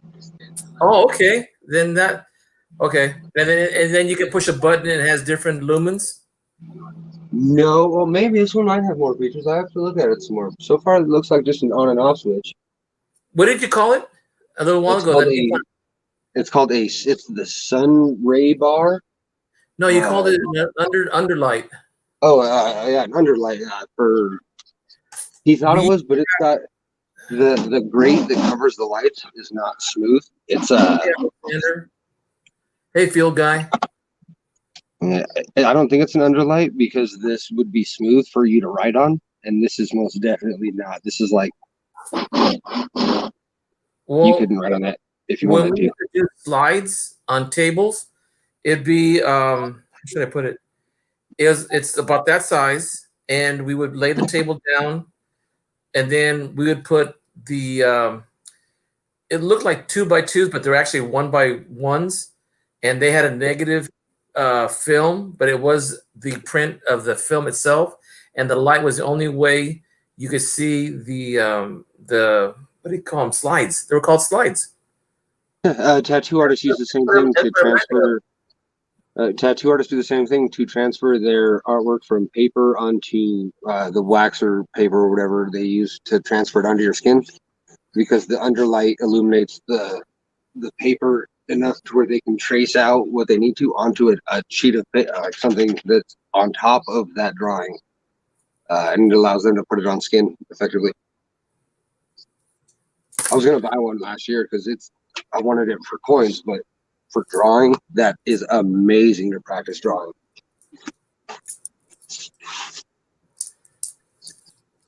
Greetings until I fall asleep, which is soon. Okay, field guy, no problem.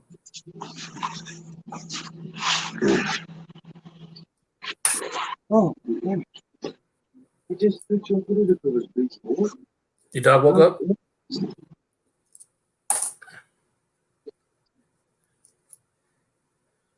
I wonder if Midnight's phone got charged up a little bit.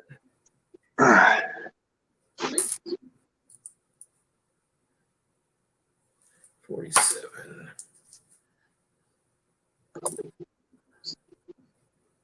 44.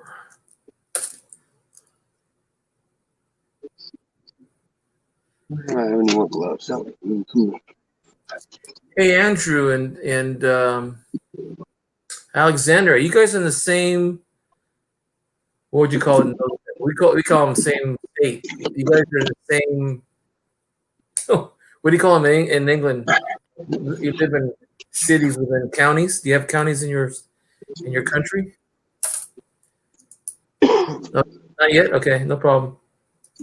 I was talking to Midnight. Also. 6. All right.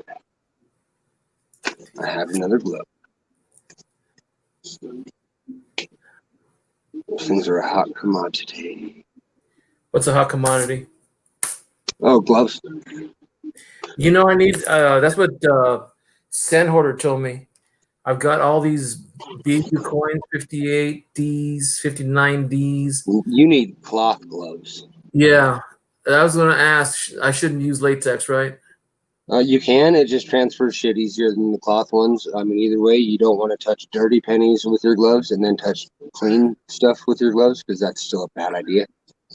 Oh, you You guys want have to have each other. you want to have like these gloves for your everyday where you're looking through monotonously. You'll touch a whole lot of stuff. If you come across a BU coin, you still want to grab the edge, and it's a bit safer.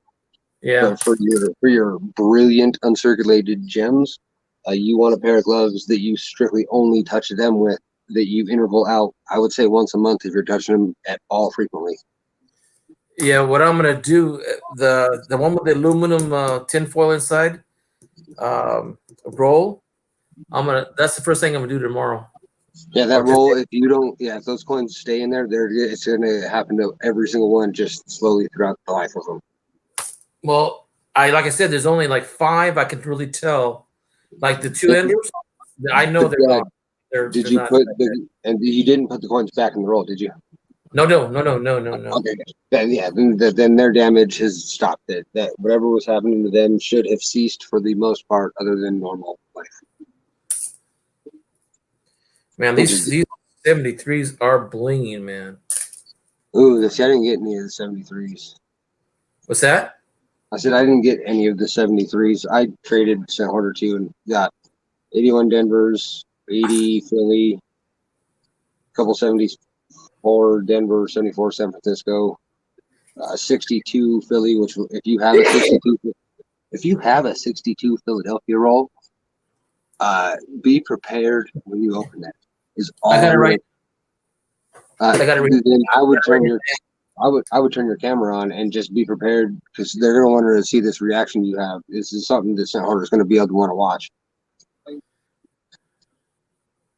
Because if you haven't opened one of those 62 Philly rolls, oh wait, it's in a tube. Okay, that's still going to be miraculous, but it's not going to be as stunning or surprising as I expected. He has a couple of like old, I want to say OBW rolls, but they're loose OBW rolls that they turned crazy cool orange color. Oh, really? Yeah. I don't know how many he has, but it's definitely, if he's got more, it's going to be an auction item because they're going to fly. If Midnight and I let him sell any of them, shit. Oh, what was that? Presidential, informative years. Oh, so it's not the Lincoln log, is it? No. Yeah, I know about the thumb on the Lincoln log. There's a lot more than you would think. Like now that they're saying that there's a die crack that goes across his boot, they're calling it the bootstrap die crack. That's giving even more premium. There's also the logs on the log cabin at the end. The double no. there. The Lincoln log is the one where he's sitting on the log reading the book. Oh, I know. I'm talking about the Lincoln cabinet. The Lincoln cabinet. Yeah. Oh, yeah. That's one of the other ones that I saw. What's his name? That World Newsmatic guy, and that I also saw what's his name? That Leon Neufeld Blaine Newport. Yeah, I just saw a new one he just did on on coins and what to look for in an original wrap coin that's not loose at all. It's so tight that those coins come out. That's how to find a Batdorf roll. That's what to look Yeah. for a certain type of roll. Yeah, that's the one who used the term black backdoor. Yeah, that's a certain type of wrap machine. The creator of that wrap machine, his name was Batdorf, which is the machine that we currently switched to now. That's the one. That's why all penny rolls are super tight, and the V meets in the middle of the roll, just like he was explaining about the Batdorf. It's because that's what wrapping machine we use as a whole now. Mm-hmm. Yeah, he doesn't Uh-huh. have too many subscribers to him either. I figured, as known, he would get more people listening to his channel.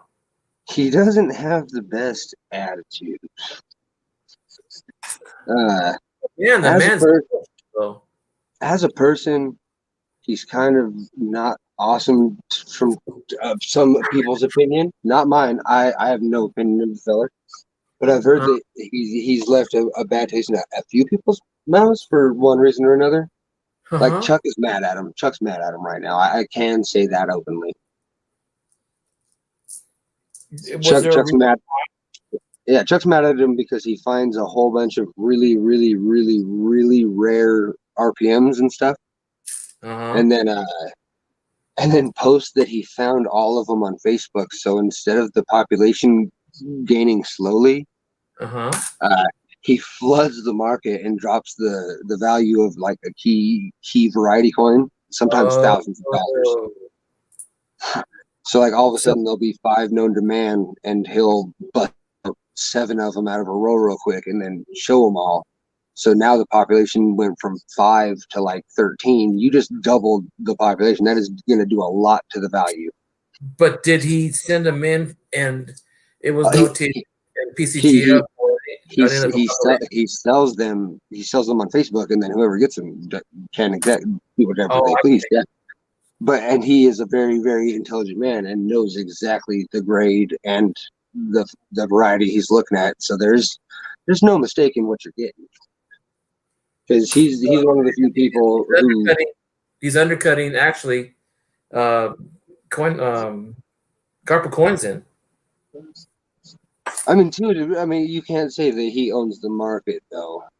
No, because he's not really undercutting Chuck. He's doing the same thing CoinTable does, and it's just because he sends in so many, the population grows so fast, right? That it drops the value of the top coin pretty quickly. Hey, Roadrunner.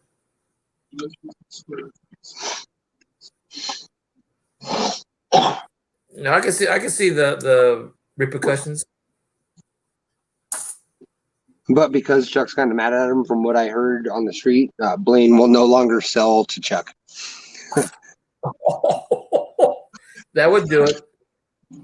So it's a pretty sweet little social media battle. You can watch it once in a while.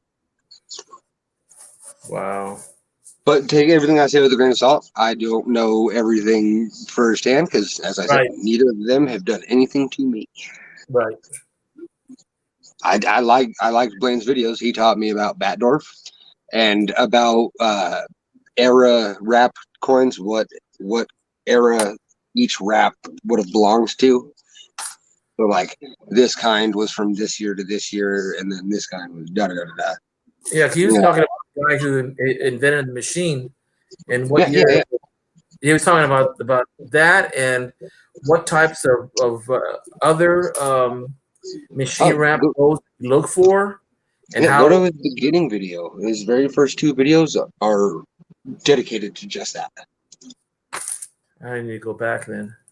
Yeah, they're not very long. He hasn't done a bunch, but yeah, his very first 2 videos are how to tell if you have a true OBW roll or something along those lines. And then the next one is different types of OBW rolls. And then he shows you all the different colored and kinds and styles of wrappers and shit. And then Rich Cali has a good one where he actually goes and shows you what a handheld crimper can do to a roll. He unrolls a roll, dumps it out, puts them back, uses a hand crimper, recrimps it, and shows you what it looks like. I bet you $100 you couldn't tell that was an uncrimped and then recrimped roll. It gets so tight, it almost turns it into a Batdorf effectively tight roll.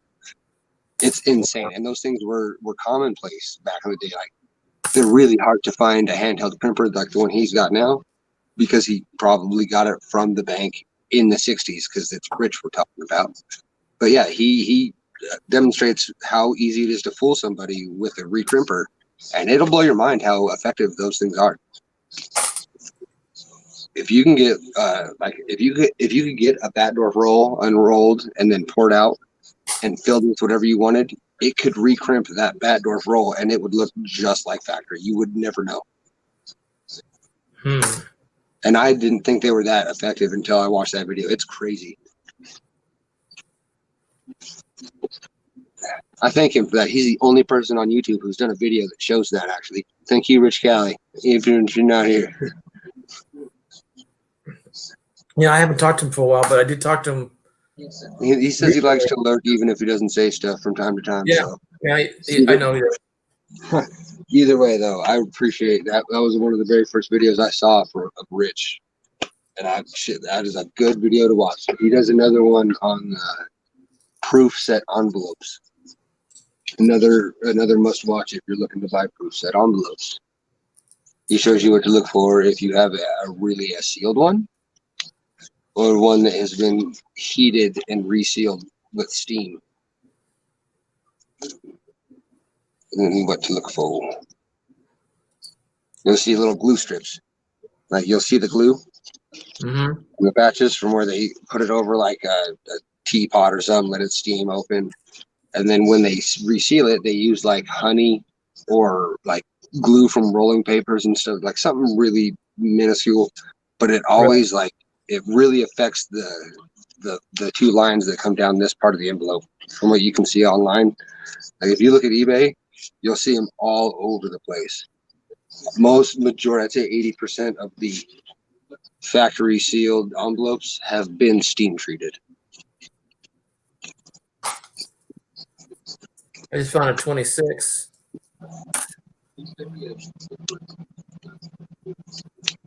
Oh, who was telling me they were looking through only teens and 20s today? I think it was Young Coin Hunter. I wonder where he got. He was going through teens and 20s buffaloes and separating them. Oh, okay. The buffalo. He got 1,200 fucking buffalo nickels. Golly. 1,200 buffalo nickels. Can you imagine? Because I personally can't. I think I own 10. I think I've got 6. No, I forgot. Scent Hoarder sent me a book of them, and there must have been 16 or 20 of them in there. Oh, that's cool. But I gotta send him my Lincoln album because we're doing a trade. He wants this album back, and I would prefer to have the Dansko that has the proofs all the way up, because this Dansko doesn't have varieties or memorials or proofs. Rich has been busy with my grandkids. What? No, with his, I would hope his grandkids. No, it says Rich has been busy with grandkids. With grandkids, yeah. He's always working around here once in a while. Oh yeah, one night, maybe a month ago or a month and a half ago, I called him at 9:30 and we didn't get off the phone until 7:30 the next morning. And I was watching Larry Larry Steinbeck's video. If you don't follow him and you are looking to grade coins or just like really high grade type coins, Larry Steinbeck is the man to watch. He doesn't talk a whole lot other than showing you gorgeousness. But I was on his stream watching him as normal, and mother effing the legend himself, Dr. G, pops in and starts talking about how he's going to be making videos again here soon. Really? Yeah, buddy. So me and Larry and Dr. G talked about like cool stuff he pulled out. Larry pulled out his Proof 2 center. It's graded like an MS64 red brown, and it's got a rainbow tone. It's absolutely phenomenal. Yeah, it was his early morning Saturday coin show. Hey Stern, I'm pulling a lot of 55s right now. How about you don't need a loop to find that one? Oh no. Now it's the 55 Philadelphia, right? Yeah. There's some, I think there's an S over S over S or something. The 55D or 55S has one of the good ones. 54S has an S over S that's pretty valuable. 58D has the D over D over D. And that one's pretty noticeable. You'll see the little extra D sticking out the bottom, as well as the split serifs in the actual D. Alexander Smith says, I bought War Nichols for a roll for $55 on Friday. Well, if you need any more, I can direct you to two people that until you need upwards of 6,000 of them, we got you covered. For pretty good prices. I mean, best prices I've ever seen on about anything. I'm hoping to start collecting Morgans and peace dollars. I lost all my peace dollars in the pawn shop when I had to do a bunch of bill paying, unfortunately. But I refuse to get rid of my Morgans in that, which I'm thankful for. Yeah, don't. Here's the D over D over D. But I plan to, well, not this year, especially this year. Next year, after my wife and I, well, my wife retires first, and then I'll retire next year, maybe. If I don't, I can retire and then continue working 3 days a week. I can make $2,000 a month, and that'll be enough to pay for my toys. Where do I want you to be? I want you to be. Because my house is paid off, my cars are paid off, so I don't have any big bills. Oh, thanks.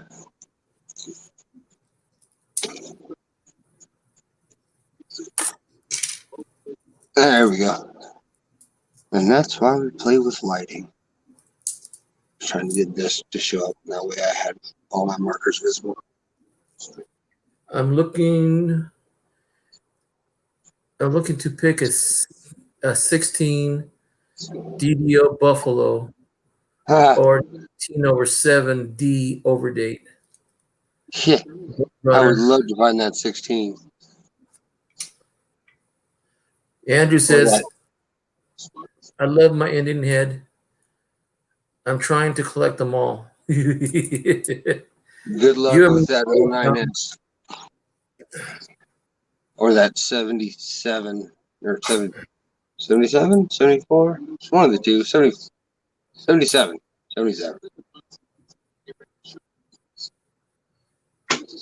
I'm actually, that's the set I'm actively working on the most, I think.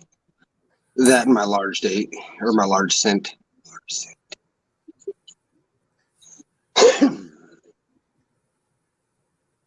But I've been pulling out all my Indians that have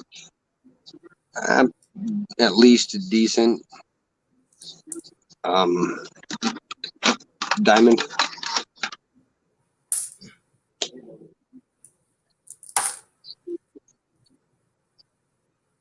Because I'm learning how rare it is by watching the streams from everybody. It is to find XF45 or higher Indians these days. Hey, Alexander and Andrew, how popular is American money, let's say early 20th century and 19th century coins in England and Scotland? What about popular? I mean, is there a big market for European, or I should say United Kingdom area for American money?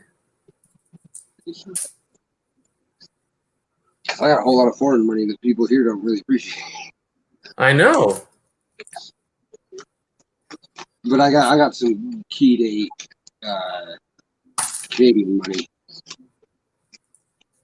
Like I ended up with a whole lot of fish scales.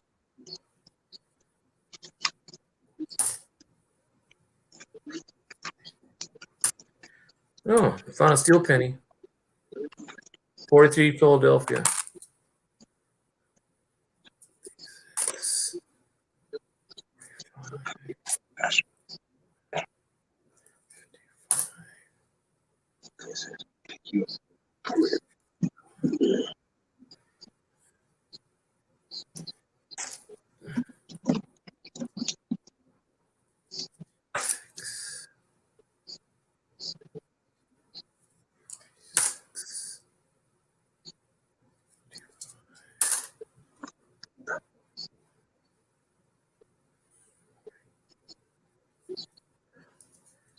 It's almost too much light to see the toning.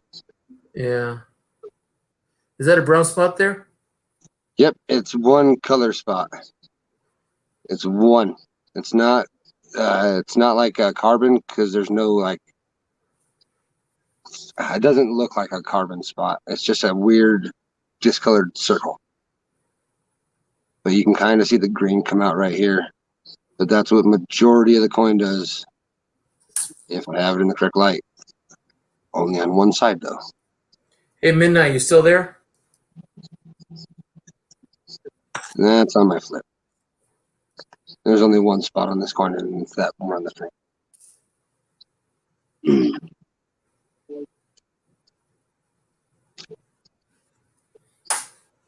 Yeah, I wanted to go to trace some of my uncles and my dad who were in World War II.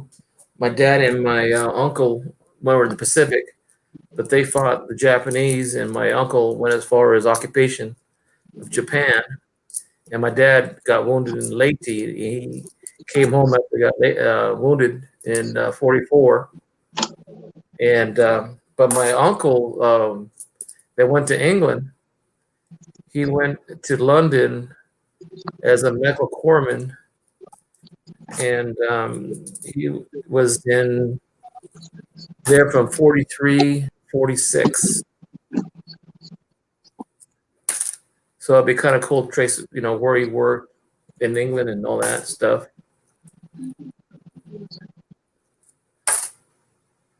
$45.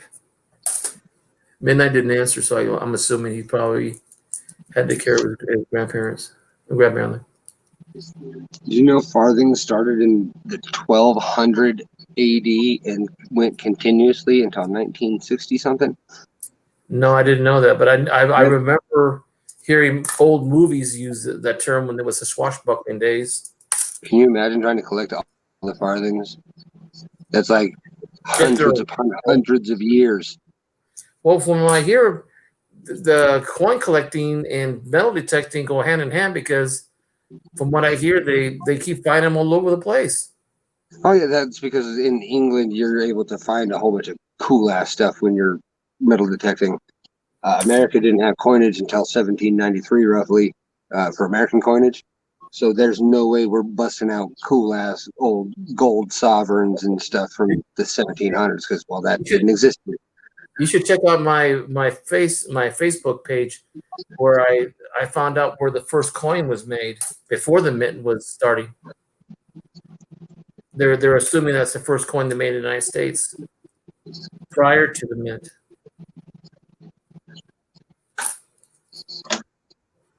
Man, I'd like to get more mercury dimes. It's purple and then not purple.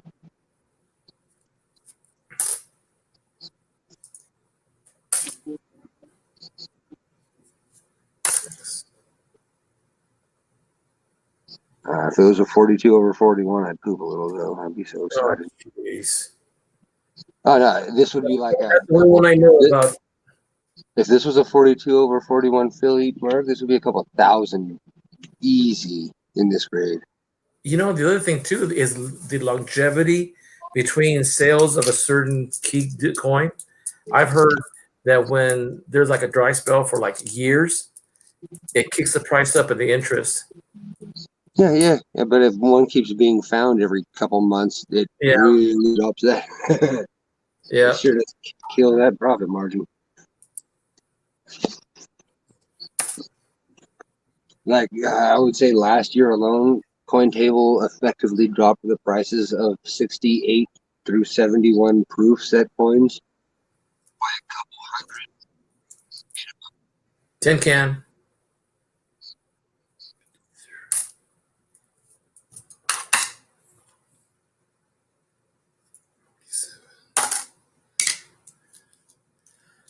Midnight, are you still in the room?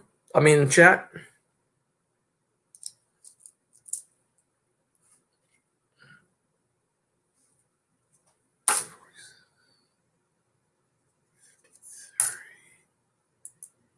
The first ratified coins minted for the colonies. Ink me. Oh.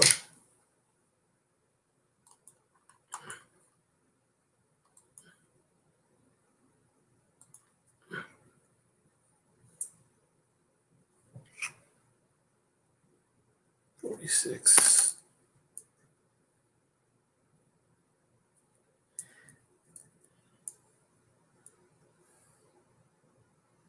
$55.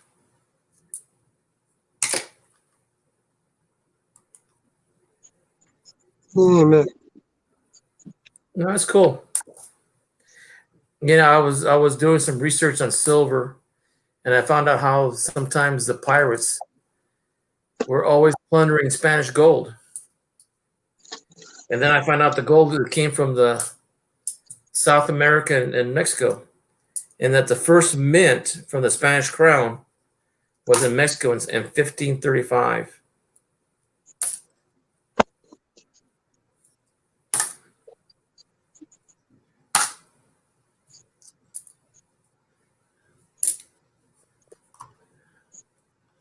That's you can see the feathers. Oh my gosh! Yeah, if I could get the toning to show up on this one, I'd be happy. Oh, you put it in your Dansko book? Yeah, I have 3 empty spots. So Oh, okay. one went to a 55 Denver. That turns. Hold on, let me see if I can get this to show where. The most immaculate looking blue. I heard that the old Whitman and the old any of the older books turn your coins toned naturally. Yeah. There's Whitman toning, there's PCI toning, there's Dansko toning, which I'm becoming not a fan of Dansko toning when it comes to nickels. I don't like the way it tones nickels.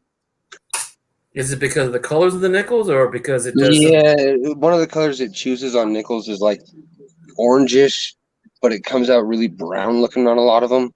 You know, but I've seen purple ones though. That's not necessarily from a Dansko. Like Oh, what color a coin turns to a small degree, it has to do with what its surroundings are, and that's why graders can tell you if a coin has been toned by a PCI slab, which was an old grading company. They can tell you they know that it was toned by that slab because that slab has a signature kind of toning. The same with old album toning or envelope toning. Like this is envelope toning. This is what a manila envelope does. There's a rainbow, a beautiful, perfect rainbow, but if you hold it flat, it's dull. But if you turn it, want multicolored toning then? oh, I love my toner. I'm a huge toner fan. You better believe that. I think it's absolutely gorgeous. And when you know it's an originally toned coin has more chances of being untouched by restoration than any blast white coin you're trying to look at. Because the chances of the coin being in the conditions that made it not tone and tarnish free and it stayed blast white, really hard to come by that kind of immaculate conditions. Most are going to see some sort of toning. Life is going to happen to that coin in one way or another. So if you see blast white, there's a good chance that tone or that coin at some point has been dipped. There's So dealers who you would, at an auction, would you prefer the MS 68 or 69 Morgan over a toned one, or or lesser grade, just a little less grade? Let's say 67. well, all right, we're gonna have to go a little lower because the 67 to 69 Morgans. You start looking into those, Hector. It'll knock your effing socks off. That's what I'm trying to figure out. 65 is the high end of average. So you're going to see a lot of 64s for reasonable prices, like 45, 50 bucks. And then you're going to see at a 65, a lot of those seem to jump into 100 and something.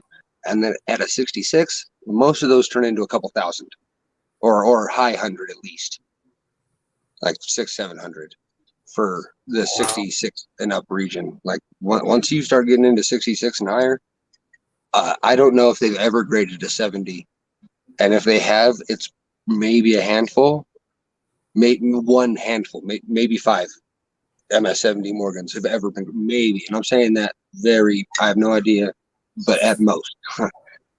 And I know that there's, if there was over if there was 1,000 69s graded, I would be surprised. I know that there's a few, but I don't know if they've ever graded 1,000 with all of the years combined. I could be wrong with that. I've never looked because I know that's out of my price range. That's interesting. Yeah, the average Morgan is going to be an MS-64. This one here would be roughly a 62. Too much chatter on her cheek.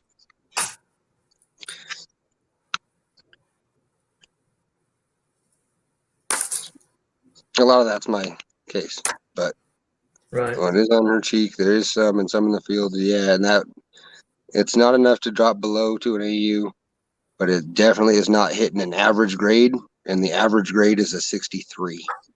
But wasn't the Morgan dollar like the workhorse of the West? Yes, but it was like the collectible round because at first banks didn't deal in copper. The states had to petition the banks to accept their large cents and half cents when they went to exchange it because it didn't have precious metal value. Yeah. Like city banks and shit wouldn't take your coin. They would not take your large cents. They just wouldn't. So they had to make. That's why they had the act that says it's illegal for you not to take American tender because they were refusing because it didn't have monetary value to them. Right. Yeah. I learned that from Dr. G videos. That man gives me so much. He didn't do a lot of videos, but the ones he did, like he does a half-hour Carson City Mint one, super informative. And then he does one about the Oregon Trail commemorative, which is why I own one now. That's a cool looking coin. Huh. I just found a 1911 penny. If there's a mint mark, that's going to be a sweeter find. Let me check to make sure I'm closer to it. There's something there, but I can't see it. The 9 and 11 are great, but I don't see. I see something there, but I don't want to say there's a mark there. Yeah, and I don't know how well the mint mark was struck on those ones. I know some mint marks are struck insanely well, like the 09S VDV or the 09S. The S is like stupid strong. It's And a same little with the bit 25s. on the rim. There's a little bit of damage. It went across the wheat stalk on the right, but everything else looks good. Still a hole filler, I can tell you that.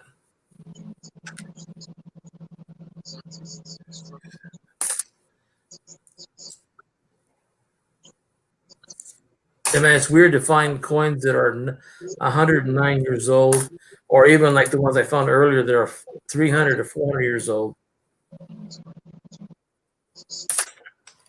Yeah, I ended So up cool. grabbing an early 1700s Japanese or Chinese coin from. I don't even know where I got this thing actually. It was either an eBay lot that was a true. My grandpa just died.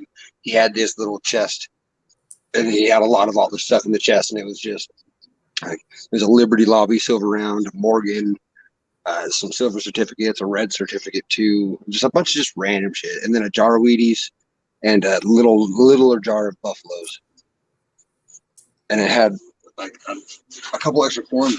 And I researched it and matched it up. This is 1736 or 1760 something Chinese coin. Well, I got a 50. No, was it this one here?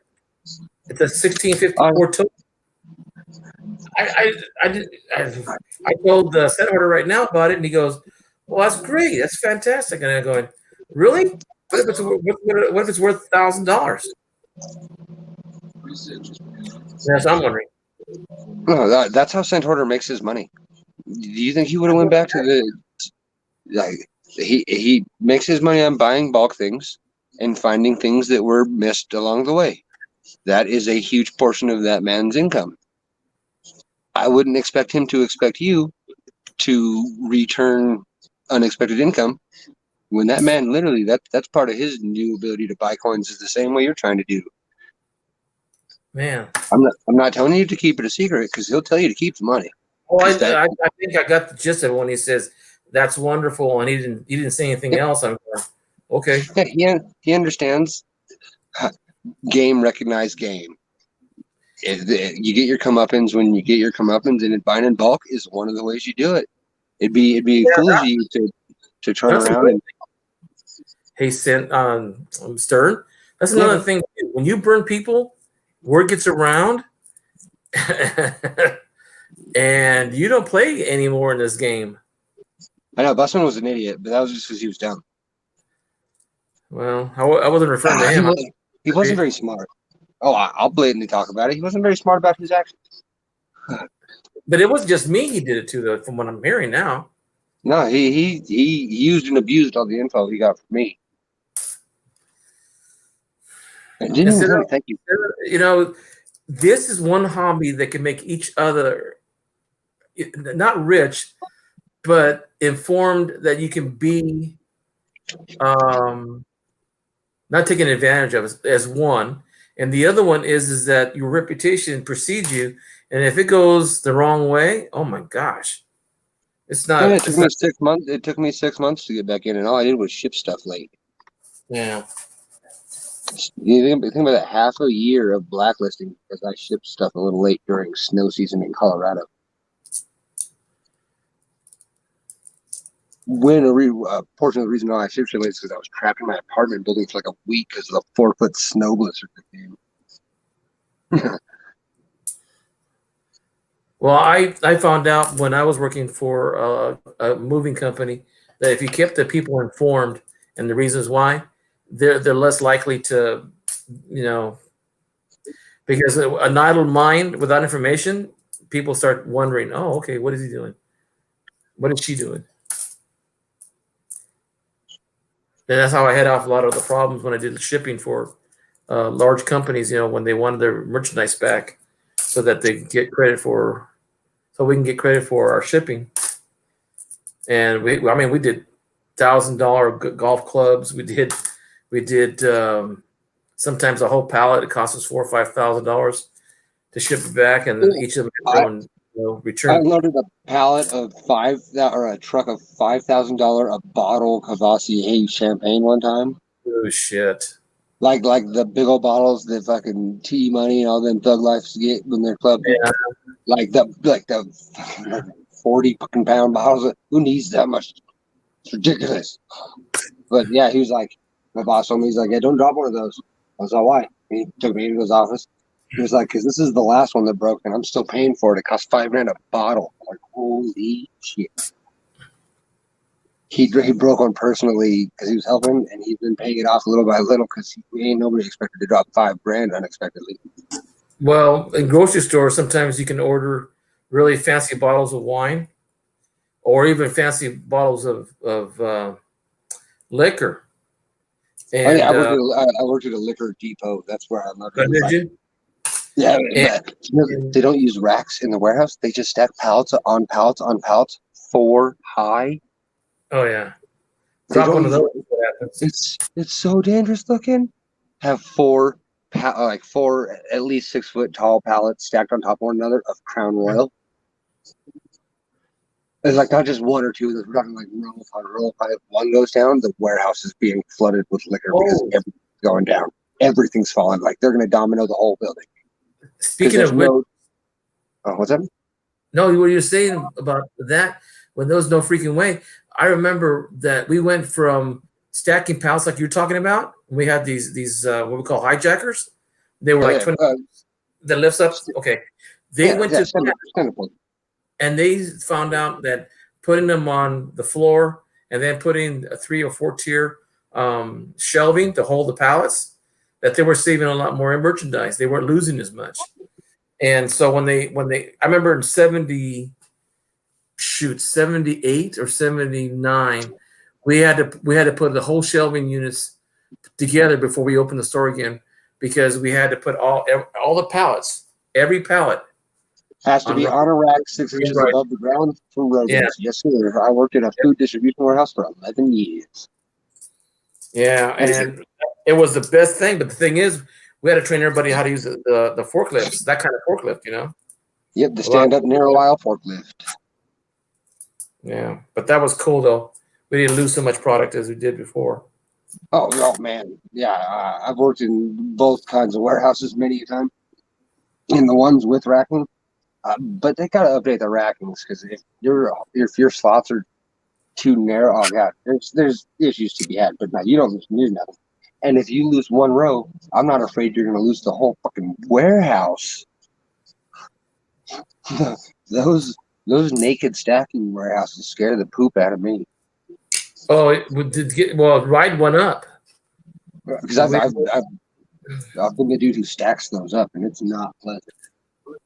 No, and we had to get up. Sometimes they would fall over, and we had to be on the 4th tier because they would fall over between 2 pallets or between 2 pallets, and we had to go up on top. Oh man, that was scary as hell. Go get the high rise in a harness. Yeah. And if you don't have a high rise, have your buddy raise up the forklift with a pallet on it.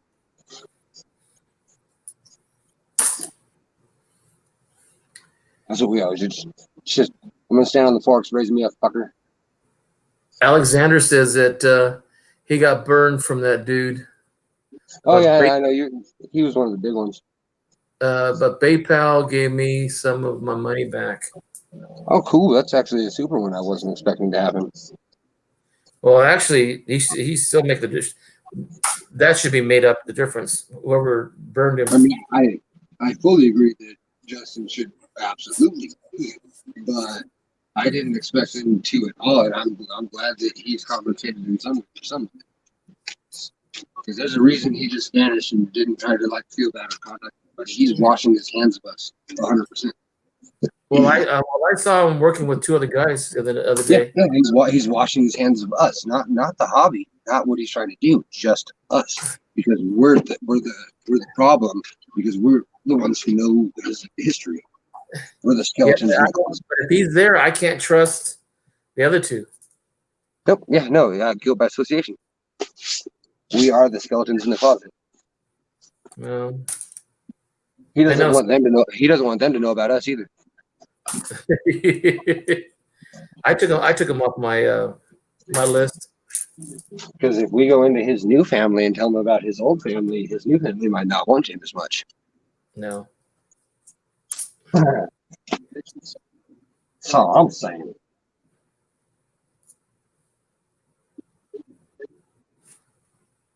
Hey, where are you? There you are. I was almost nervous. I got a 1916S now. That sucker gold. 1833. I wonder if Young Coin Hunter's still here. Either that. Wants to know who we're talking about. Oh, Mr. Boosman. He was running auctions on the daily almost there for a while, and then not shipping things, and then not taping things being shipped, and then not shipping more things, and then personally to me, I won stuff in an auction, and then literally the second I won it, he went, "Oh wait, no, I gotta put more stuff in Alexander's box, so I'm gonna take those two away that you just won, and I'm gonna give them to him." Here's a book I bought from Justin. You still Now- came out ahead on that book, though. That Oh, I know. that was one of the But- good purchases. He told me that the 1911 was in here and the 1909 S, and I looked at them, and you can't even tell. They're so worn, you can't even tell if they are.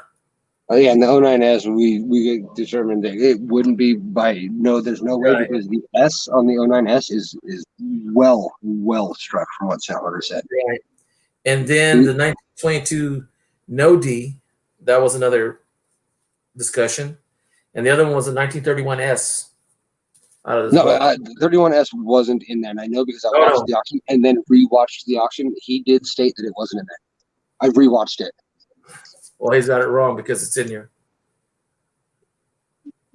Oh wait, no, the 31S was the one that he didn't say was in there was the 09S VDB.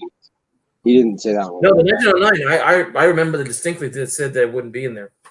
I remember distinctly when he said that. I even played back the tape. I mean the video. Oh, really? Okay. Now I know who he is. Okay. He hasn't made a video since this all went down, and he now hangs out with a new group of people, according to Hector, and does not watch. If he watches our streams, he does it in lurk mode. No other comments.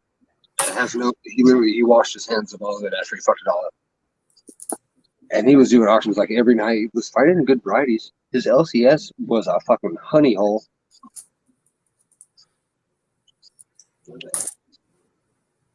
Salvador went and made buku amounts of income off of this honey hole.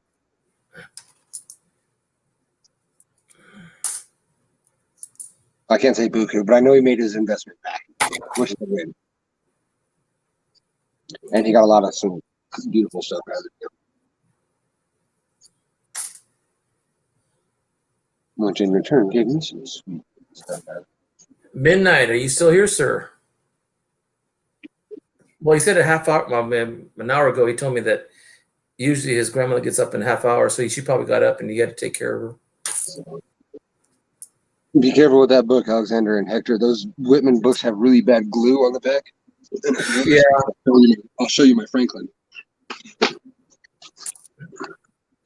Oh, I forgot I can't.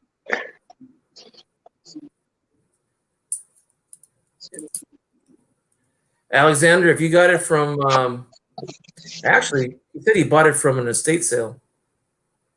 Nice. I love my estate sale, dude. I follow him around religiously.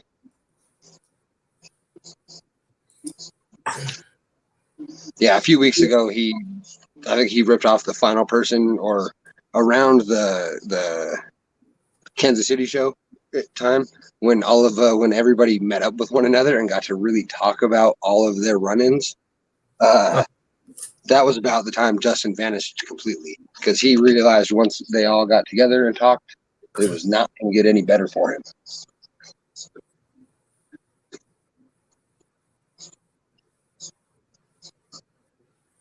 Don't look at me because I wasn't no stooge. I got stung too because I think he sold that stuff over and over again. And we all got stopped. I ain't smart enough to cheat nobody, and I'm sure not smart enough to keep a lie going. The only thing he did to me was use all the information I gave him and fucking flood the system with all the information I gave him. They made it to where I can't sell the stuff because he flooded the market with it. The price went down on them because he flooded the market with it, and nobody I would sell to needs them anymore because he flooded the market with them and didn't even say thank you. Well, That butthole. That was the reason I'm the most angry. I told him a lot of information just because that's what I do, and he immediately went out and bought like $1,000 worth of just that date or just that thing, and then did an auction where he had dozens of them every auction until nobody wanted one anymore. And I was like, dude, that was the information I was going to. That's my information. Save me one sale. Jesus. But I've learned that lesson. Well, I keep that in the vault. You would figure you would learn more and you would be able to actually make more money over the long term than the short term. Okay, no, he been himself. Yes, he made Sir Lawson angry, from what I hear on the streets. So take that with a grain of salt. But I'm a positive person. When I say once you hit the Robert Lawson blacklist, you're done. There is no fixing that until you fix that.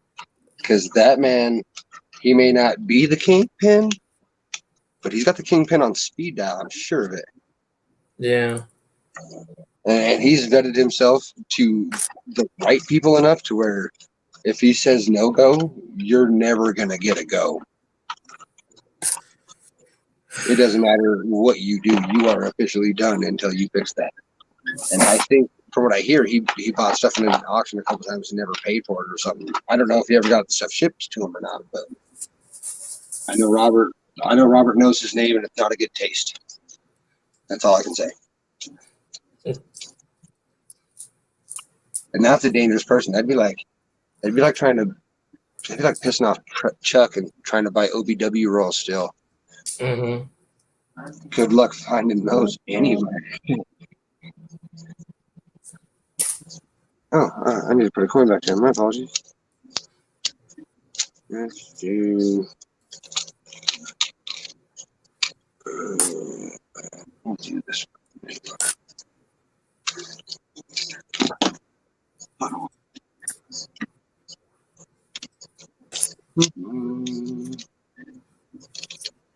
That one.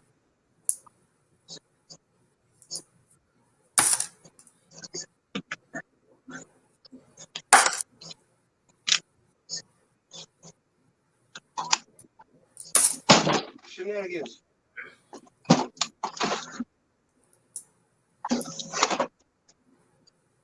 Yes, Alexander, that is Robert Lawson. It used to be Dustin Morgan. Yeah, Justin Morgan created it, and then I want to say sold it to Robert. 100% when he moved to Texas. He's coming back, from what I'm hearing. I don't think he's going to do too much. He's interested in filmmaking, so he's going to do some of the makings of the videos. But I'm thinking that's going to be about the extent of, from what I can tell, that's going to be about the extent of his involvement. I must have got the wrong But information. that's because, huh? No, go ahead. No, it's because that's what is his real passion. Like he's really interested in small films. That's why he had that little submit your thing, and I'm gonna put you in this short film when he first came back. Remember? No.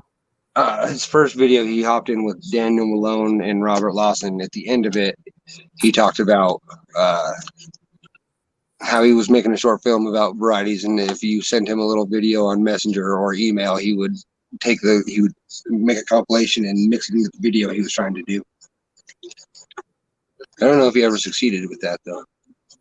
Yeah, I haven't followed him then since he left. He was the first person to. He was my first variety video I watched was his. Yeah, that was my start on YouTube with him. Yeah, me too. Yeah, and his Dustin Morgan's search list for common date varieties is like I would say it's like it's the generic atlas. It's all the ones you need to know about for immediate quick income. It's the doubled ears. And he tells you what all the errors are. He tells you what a Brockridge looks like, what a off-center planchet, misaligned die. He just goes through and it's a 23-minute video. And I watched it every morning for, I think, 3 months before I had all of those down enough to not watch it anymore.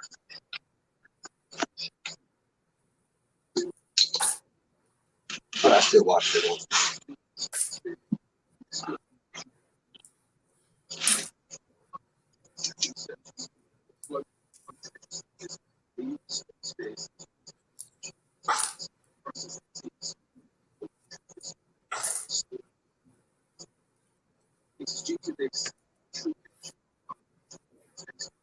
Probably midnight got off.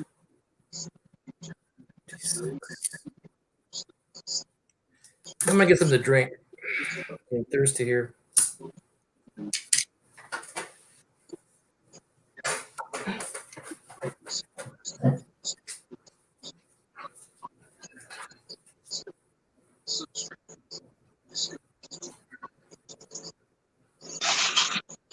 Hooah.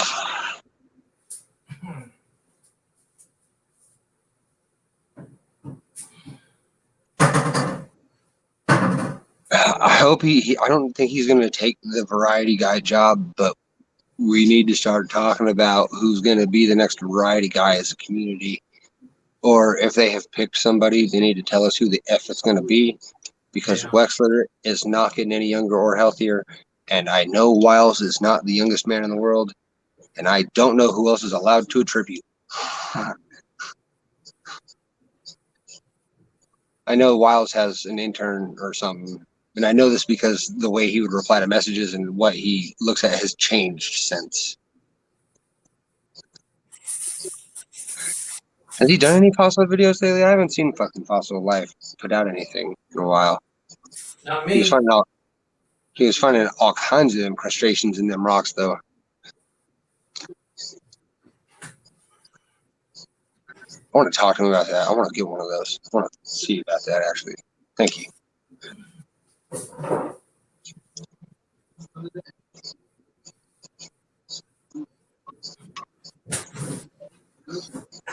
And Kyle's the other half of the original Variety or Coin Up. He does a channel called Variety and Errors. That's the whole channel title. And all he does is currency searches and tells you about currency errors and varieties a bit more in depth than Rob and anybody else, because he actually like goes in depth on like the foldovers and a bunch of like the rarer errors that they have. But and then he does like pocket change money hunts once a week ish. Pretty cool dude. But him and Dustin are the ones who started the Coin Up, and Kyle went for bills, Dustin went for coins.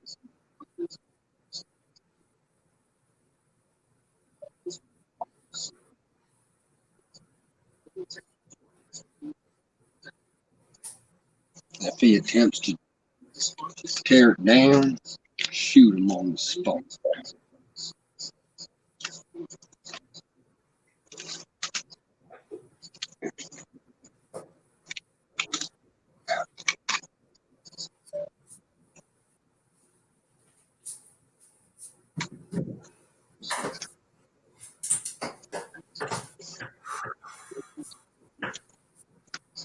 There's the picture I was looking for.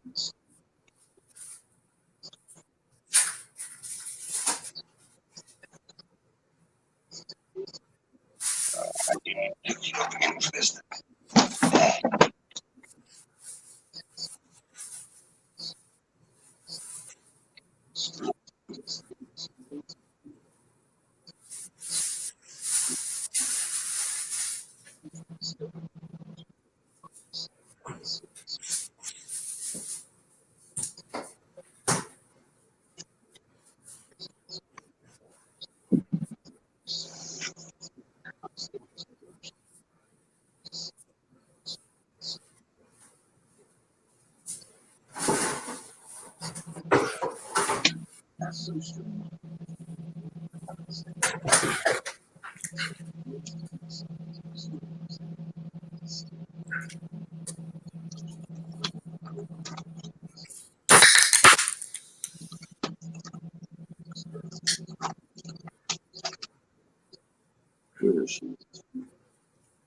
Roadrunner says that Wexler has some health issues, and it took him. Yeah, 4 yeah. years. He missed all of 2018 because of it. Wow. Yeah, he missed all of 2018, I think. And like 2019, it wasn't an immaculate change. So as I said, Wexler's not getting any younger or healthier, and his picture quality is definitely showing so. And whoever's taking Wild's pictures now, subpar.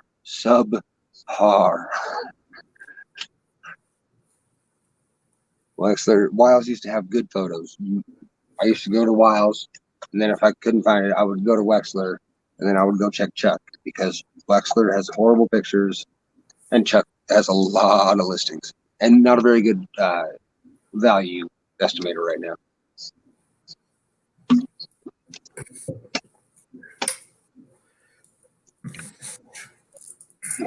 CoinFax and NGC Variety Plus are the two best for fucking true pricing anymore.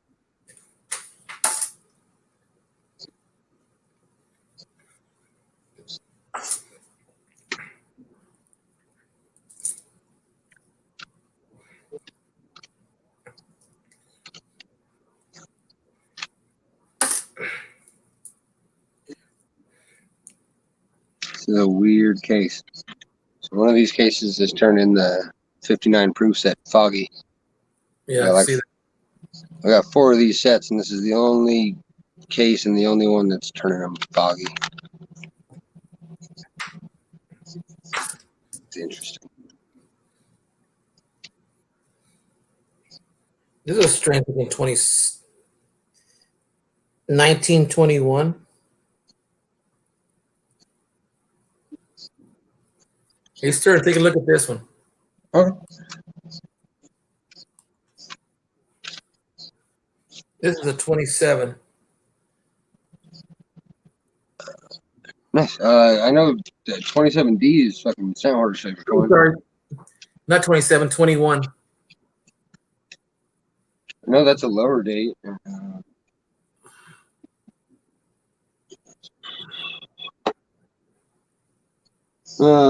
40 million. 40 million what? They minted 39,157,000 1921s. Ooh.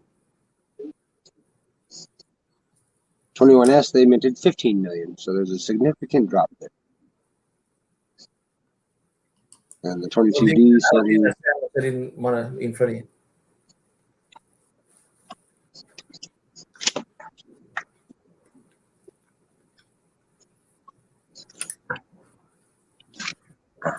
Andrew, our dollar is dropping right now, so I don't know if England wants to join our currency. What? They were talking about the dollar dropping. Oh, yeah, not a chance.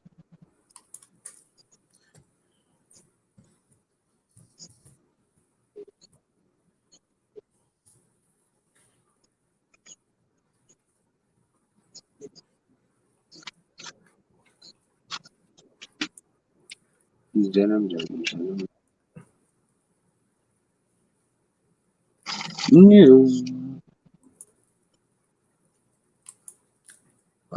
My floor, it's clearing up. It's clearing up.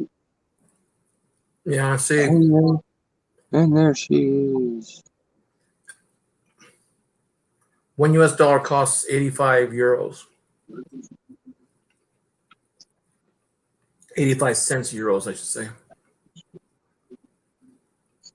And I was looking into our Mexico ratio. It was like fucking 1 to 21 last I looked. I was like, okay.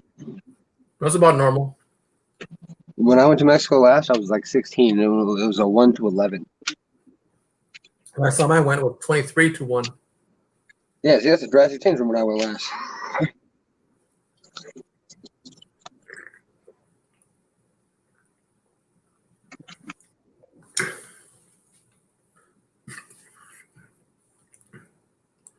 Right now, Mexico versus the United States,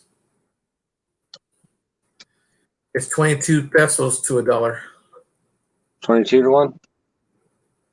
right now. Yeah, it's still floating around there. Yeah, 20, 23, 21.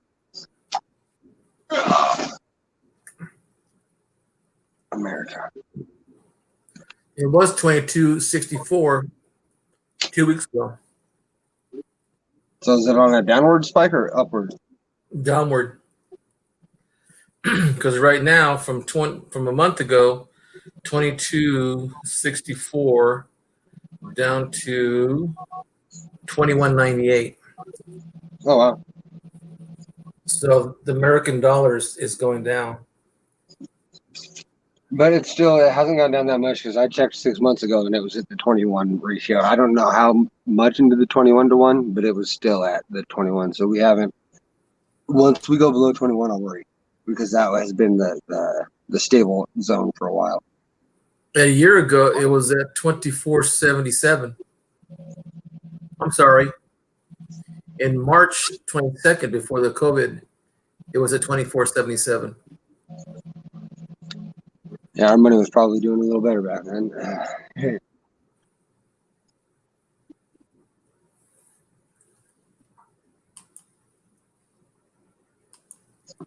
I know I got a bunch of fish scales and 1850s and such Canadian cents that I accumulated out of nowhere. My grandpa just hooked it up with all the shit that he thought was just foreign coinage because I know he used to collect coins, but either they don't want to tell me about the real collection that exists, or they don't remember, or they just are leaving it to be a surprise. I don't know yet. But I remember clearly playing with a stainless steel briefcase that weighed like 100 pounds of old school foreign and like Civil War food stamps and shit. And I'm collecting all the odd denomination foreigns because they're cheaper. Like I got a Cuban 10-cent. I'm working on getting my Cuban Trime and my Philippines Trime. I got 2 of the 20 centavos. 2 different kinds of 20 centavos.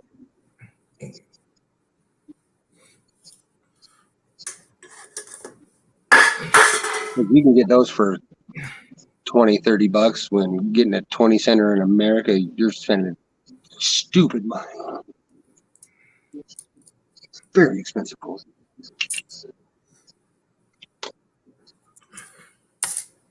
And if PCGS decides to attribute this year 5 on the cheek, then I get to send it in and get it attributed. I'll be a very happy person.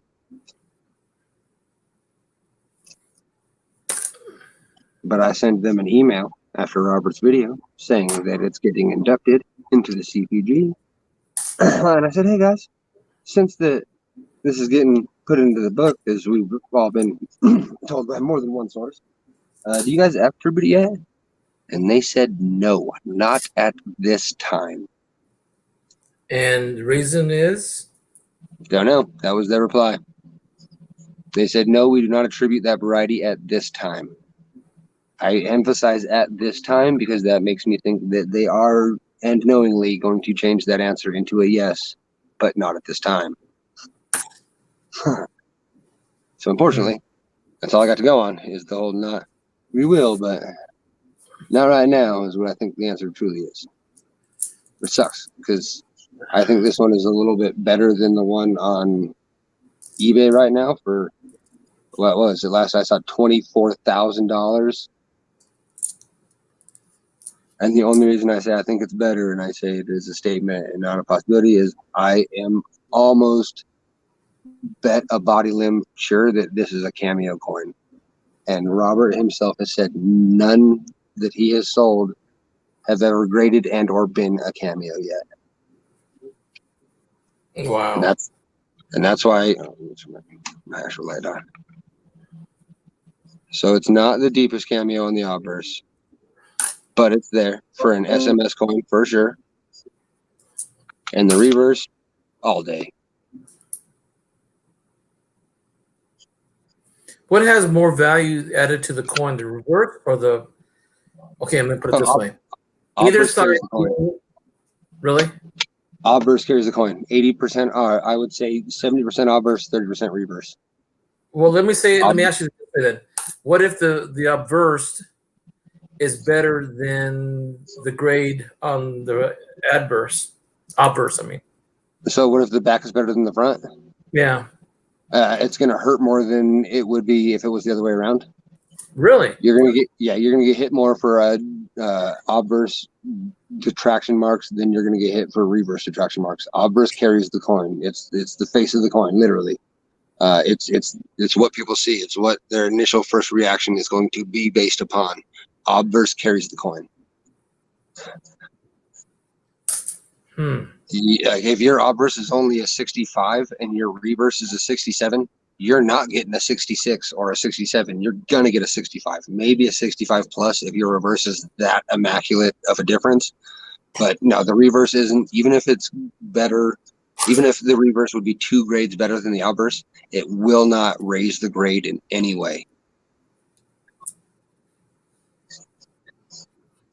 Andrew Cooper, who's Dale? Which Dale are you talking about?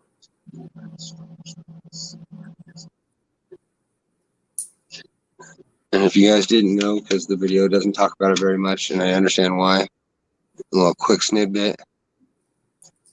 I would soak it up fast because I'm not going to talk about it often because I know Robert appreciates that I don't bring it up often. This right here is like the biggest dead giveaway that you're looking at the 5 on cheek. That line between the S and the... It's on every example. It's a dice crash. This is also one, but it's just less prominent. This is the marker. Every example. That is how he verifies personally it is what people think it is he matches that amongst a few other pinpoints, but that's the big one. Oh, that Dale. Set Hoarder. Are you on your break or are you home or... No, he's at work.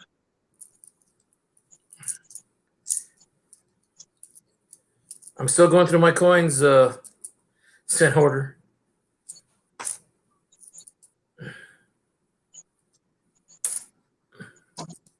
I'm on a mission of God.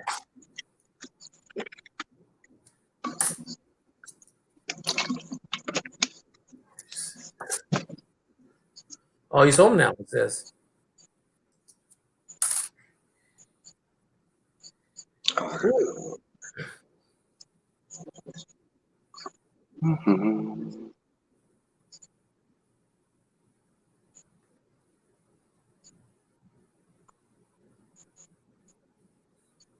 And then this, and you can already see in front of his eyeball, bit wrong.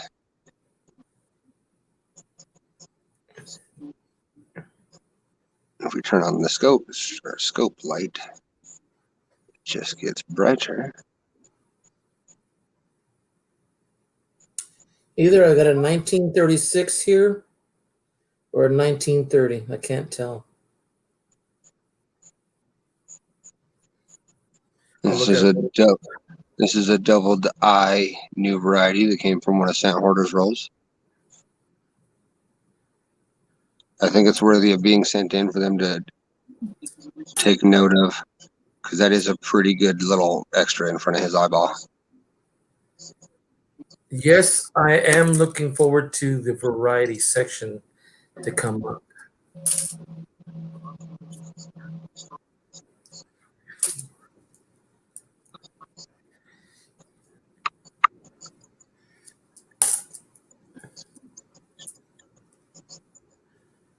That came from Sir Sant Hoarder. I'm only telling you all this because he's going to be doing auctions soon, as long as I can whoop some ass into doing it, because he needs to. Who's going to do an auction?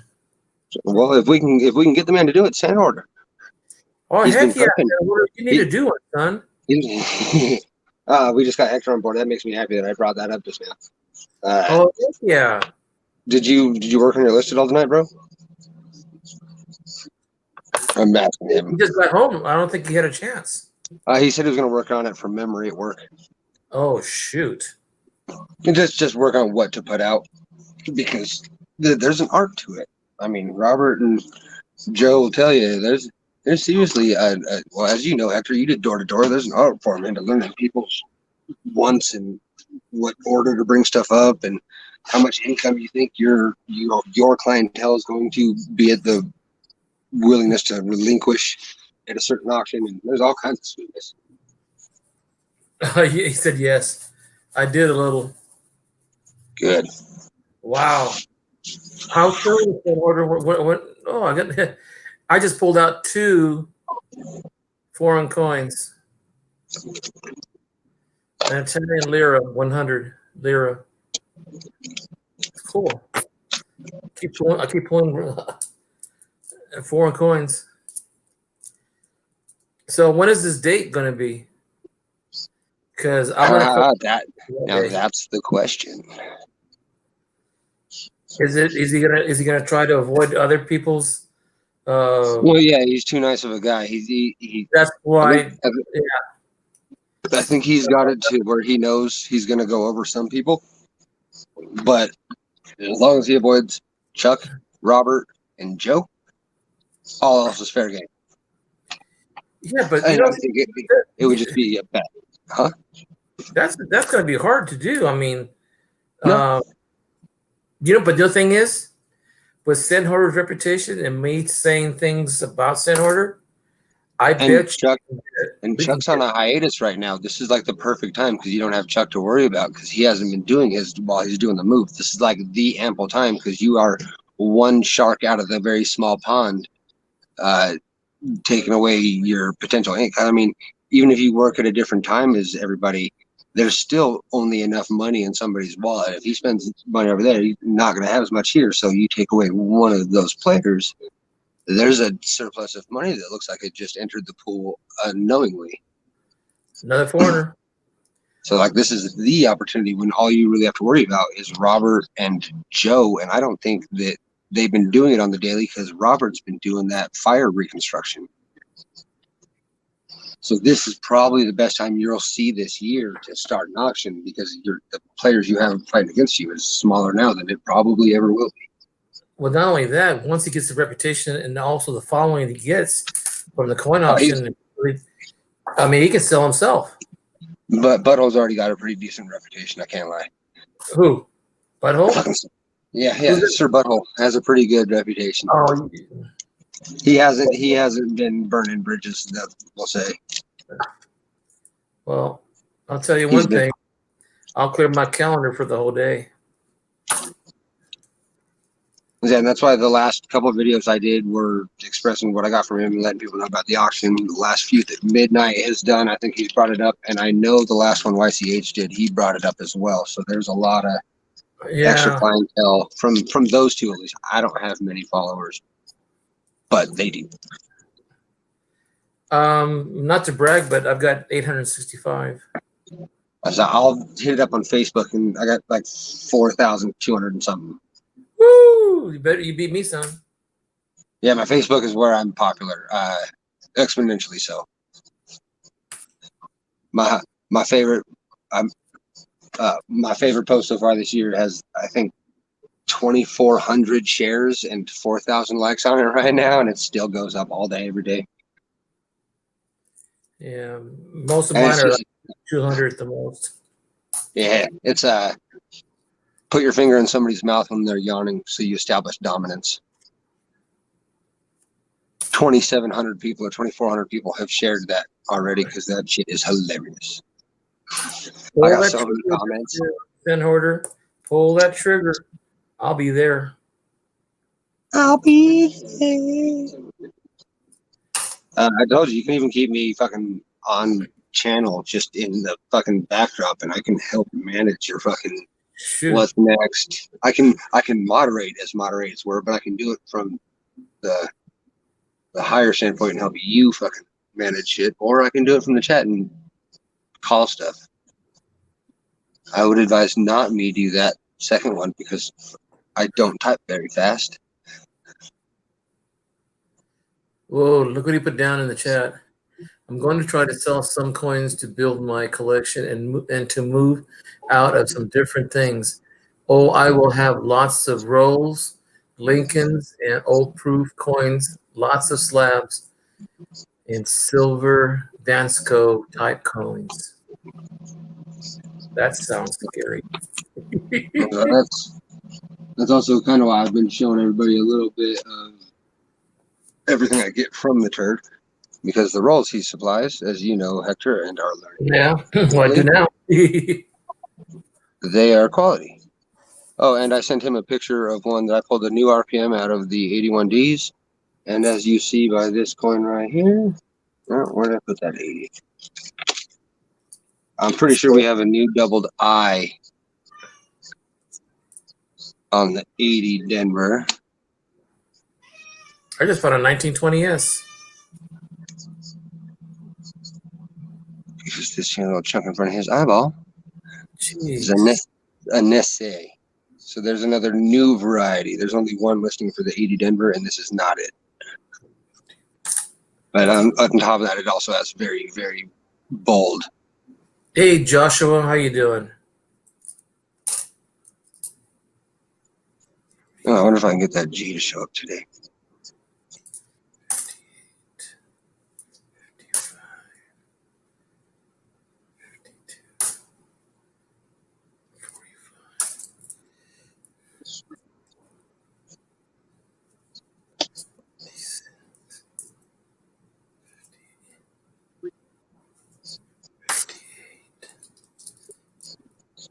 Well, I got a little bit of the W to show up. Did you want to go big? Want to go big? Oh, no, you're good. I'm Okay. just quickly showing off small little things that I've been finding today, which are two new varieties out of cent order rolls. One being the double die, which does need to be zoomed in to see. You can see this giant thing in front of his eyeball.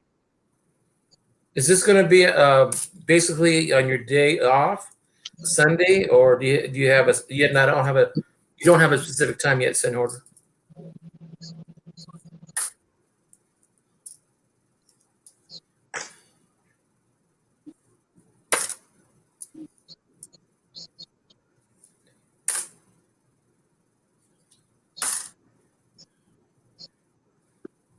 Maybe you're still thinking about it. What day of the week? Well, I'll tell you one thing. I'm gonna tell my wife ahead of time and save my money up for some purchases.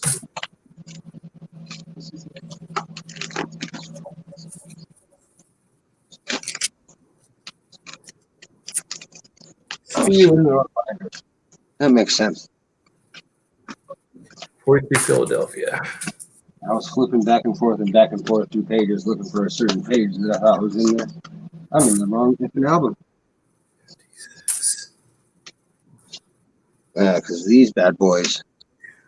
So I still would love a couple of these. I put your box together. I'm going to get it out tomorrow. But if you're shipping those Danskos this way, throw a couple of those 62s in there. Why? Because they're so good, it's hard to be loud around them.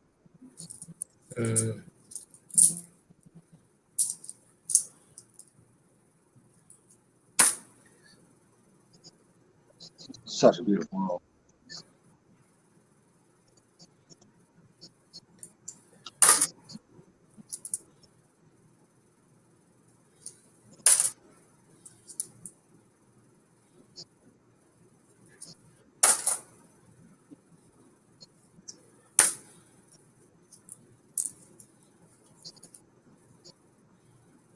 And that roll came from him. Said same butthole.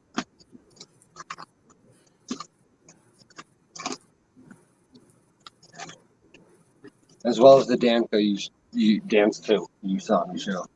Because every Dansko I own came from this man right here.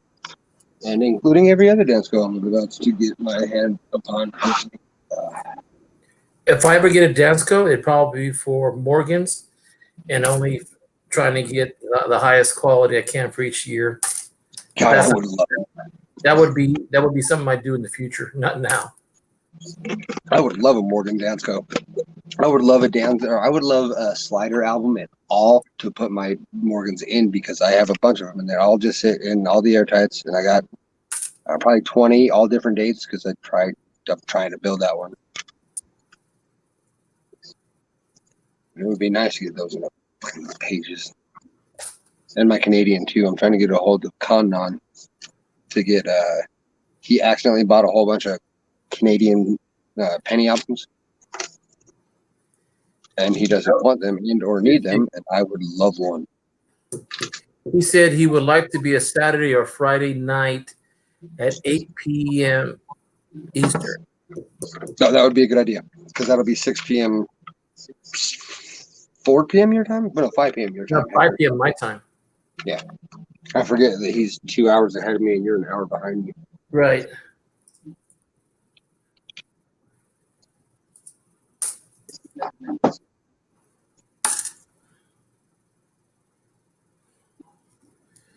Man, I keep hitting the 55s, and I hope that was going to get a 55 double die. That would be so cool, even in this condition. Shit, did you watch Robert's video where he said he's got a buddy who has a fucking mint sealed bag of 55 No, Philadelphia that he wants to pay Robert to search? Can you imagine a fucking mint sealed bag of 55 Philly that was sealed in 55? maybe in the future I'll buy a sealed one like that, but I don't think I don't that know would be my if you'll ever see one because I didn't expect that I would ever even hear of one existing in my lifetime.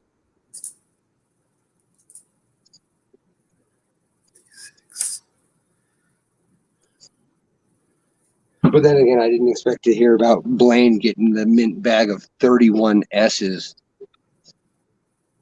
That's a couple $100,000, at least $100 and something $1,000 bag of coin. How do you find it, or is it possible to find out? I don't know where he found it. Sandholder would know more than I would. This is his, by the way. This is going to Sandholder. It's going in the package right now.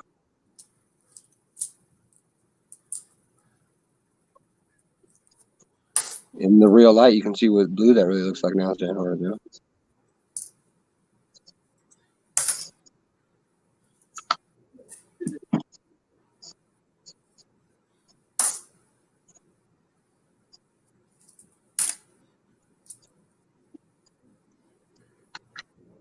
John Argent was saying a mint bag of 31 S's? Question mark, question mark, question mark. Swear to Jeebus, Blaine Newport got a mint bag of 31 S's. I don't know. I don't remember what the hoarder here told me he paid for it or what that would roughly run because he did the math. But it's over 100 grand.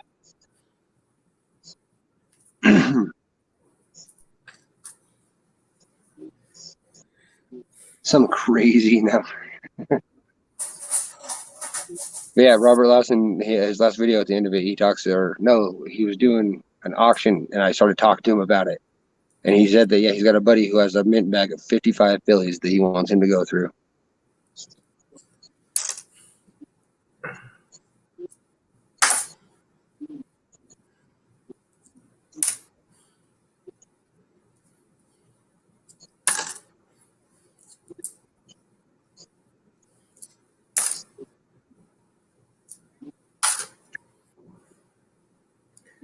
And what the cool thing about it is, I got my mind going and expanding to the areas I thought I would never be thinking of. Ha, you and Sam Harder are in the same boat right now. He just started collecting all kinds of new stuff and he hates it. So I remember when I used to just have to go look at Lincolns. It was easy. Now there's Indians, large cents, half cents, and types of album. But see, to me, this is all new. So, but Sen Hoarder, I mean, he's got so much information. He's got a good eye. That's why he's probably a little frustrated because he doesn't know where to start. Or maybe he does. And it's I'll point a man in the right direction. I'm telling people now that if you don't have your nickels done, do them now because they're going to be the next to get a little expensive. And then after that, we'll see. But I think I know the next few things that are about to get pricey. Nickels being one of them. Rich Kelly talked about the nickels being the next. Oh, did he? Nice. Yep. I'm glad we had the same thought process. Rocky Mountain Man. Hey, Hector, yesterday I got a good coin. 1867 shield buckle. And it has never been seen. What is it? It has never been seen error on it. I put it on eBay for a minimum of $500. Have you looked at the research to see if any have sold for $500 before? 6.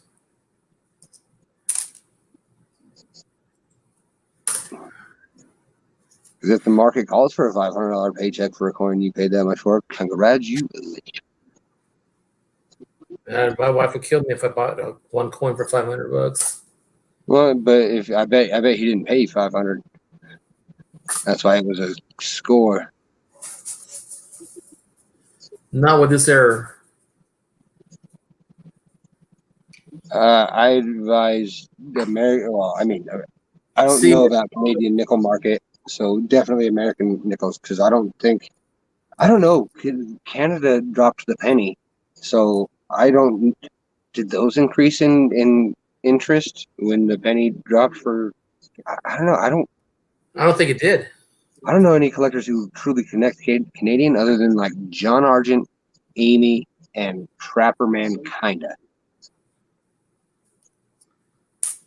But the only two people I know who actively collect the Canadian like hard would be John and Amy.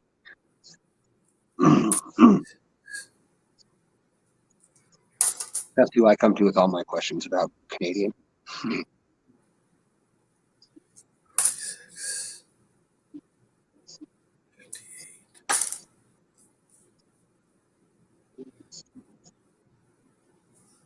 And I personally think Benjamins aren't a bad idea. That's where I'll leave that.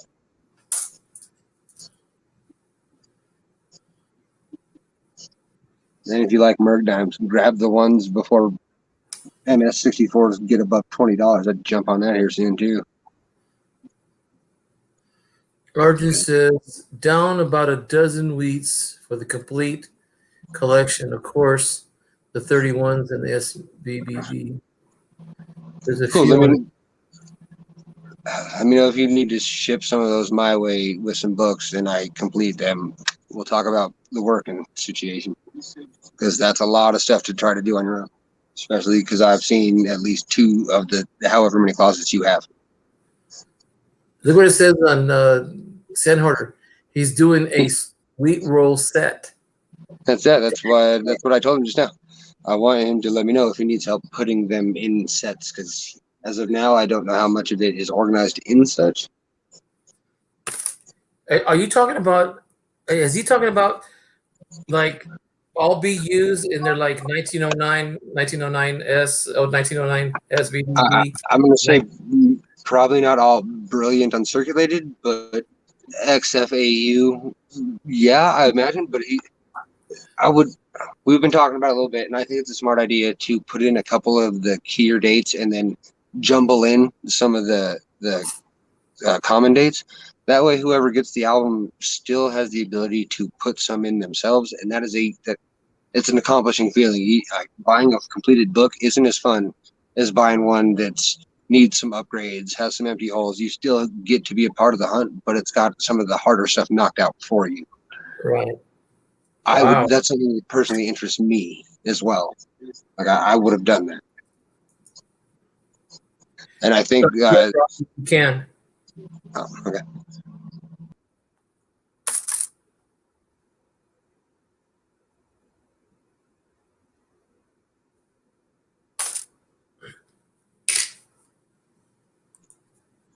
I was telling Rocky you cannot use her for tin can. Yeah.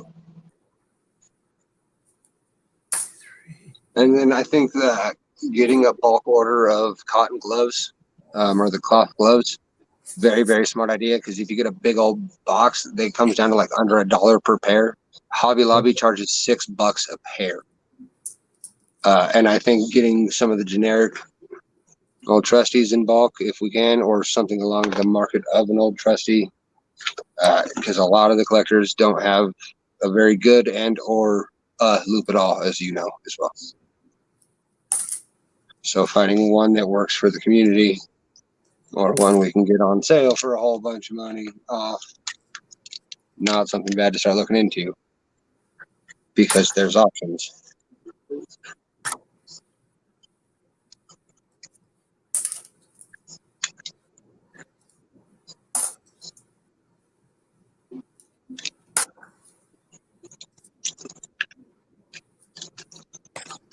And out of all those loops I showed you, that's not even the one that I use the most. And I'm using a magnifying glass with a 10x eyepiece on it. These are 3 that you stack, so I think it's what 3 and then 5.5 and then 8.5, and then when you put them all together, it's whatever that adds. And this one's actually really nice because the field of view stays large. And because each one is its own lens, it's effectively a triplet loop.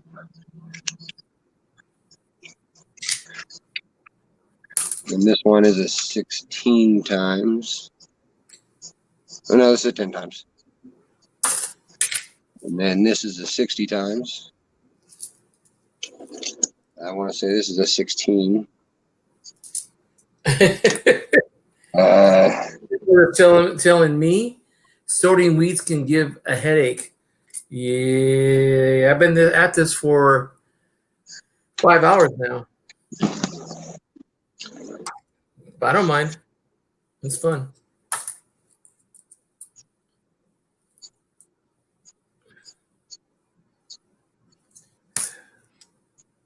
I just want to get the Canadian album so I can fill mine up and see what all I got. Because I ended up with a roll and a half of Canadian scent so far, all the little ones. And that's pretty impressive. I didn't expect to come across that. I'm excited to get a push album for Canadian scents. It's weird, but I'm excited for it.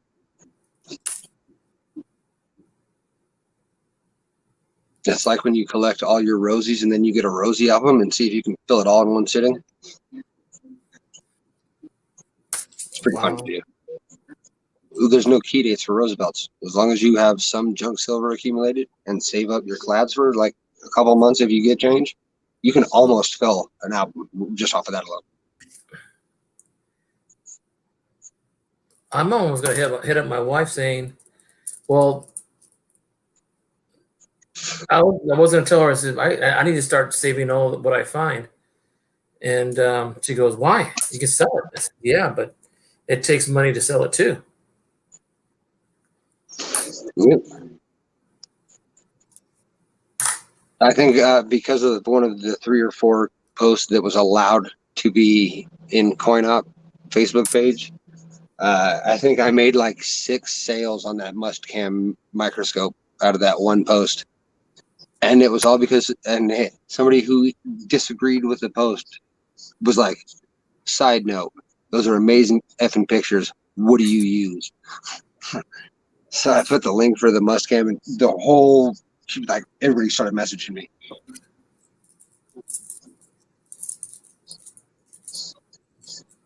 What's that on sale for? $49.99 right now. What's your margin on it? Oh, I didn't sell any. That was just me helping out. I have nothing in this other than helping out the community.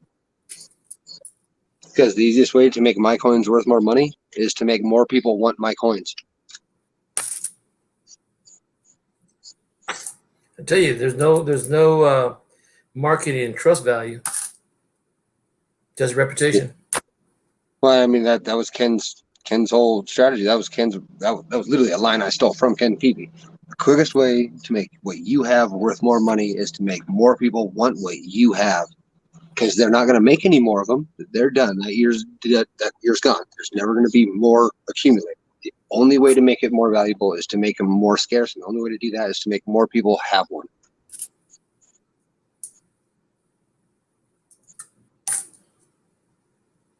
Helping the hobby is my hobby. Like Dansko's doing. No, well, South Park did it. They're solidifying their demand by making them scarce for, I mean, they're legitimate reasons, but none of them are as of the collector's true concern. I mean, it's not our fucking fault you had to move your building. But because of that, this is the second or third time that they've stopped production on their items. It's kept them relevant and number one. Because they have a good quality made bind, like the spine of their books is amazing.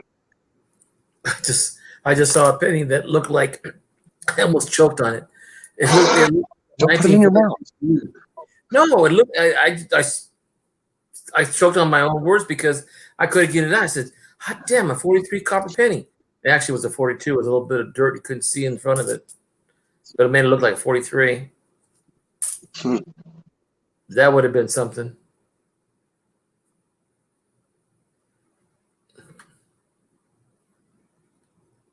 We'll have to look around. Is he talking about what you said?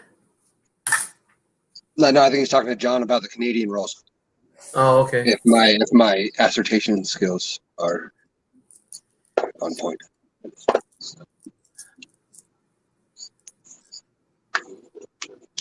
But I will too, because that one Erie place is where I got the roll of uncirculated farthings that was like one of every date from 1909 to 1960.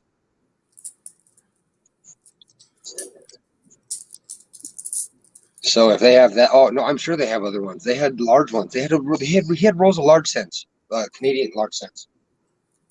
I remember this now because I didn't know what the hell they were. And I remember this because they looked exactly like this. Rolls of them. Like we're talking probably 100-pound plus box full. Let me know what you need at a certain point because I'm sure he still has all of them.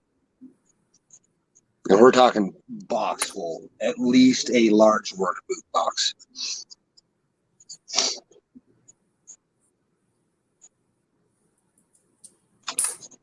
That just clicked in my brain for the first time in a year, so I'm excited for that too.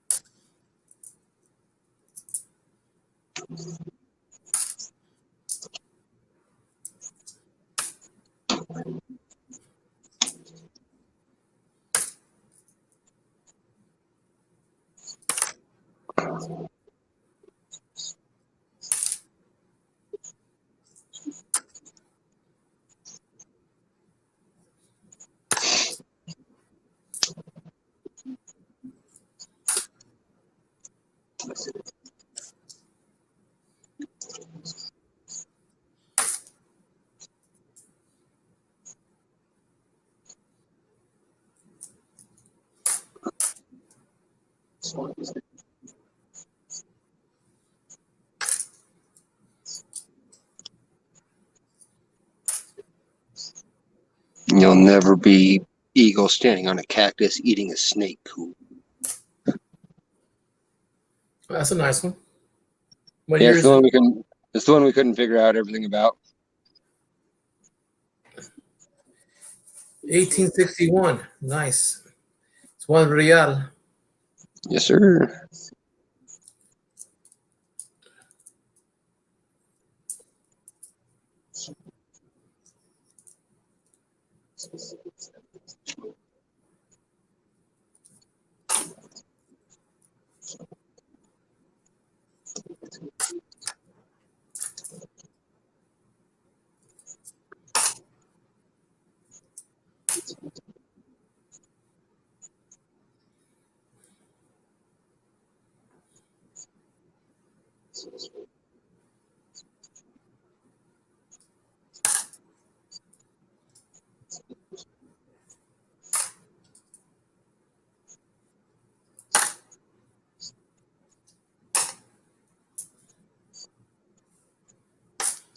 That's got to be in pretty good condition because those chains are still chains. Yeah, man, that's a good one. 25 centavos. La ley. It's talking about the law. In 1953. That's got to be silver then. Nope, it's not silver. Well, maybe it is.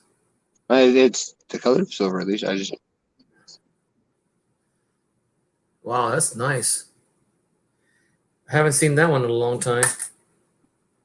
My grandpa used to own a store right in the corner in the plaza, and I would go through his change. It was fun.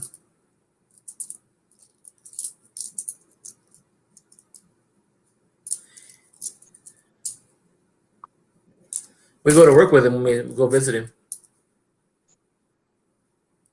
Right. Which I didn't mind because it it was more of a friendly atmosphere. It was like neighbors visiting neighbors, you know. It wasn't like anybody didn't know each other.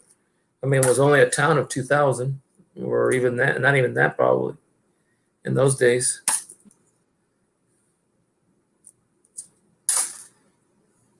Oh yeah, I forgot John's here. I should be showing that on instead of the Mexican. 22.9.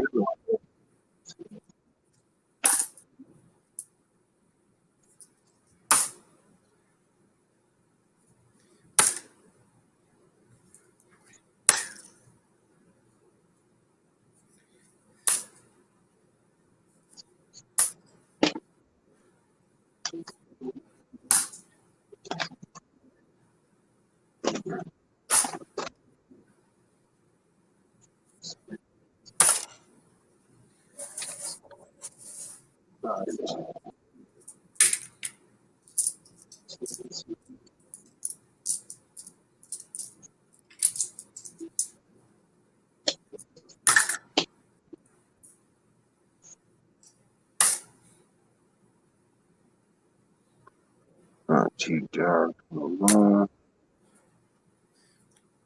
He said, send it to him.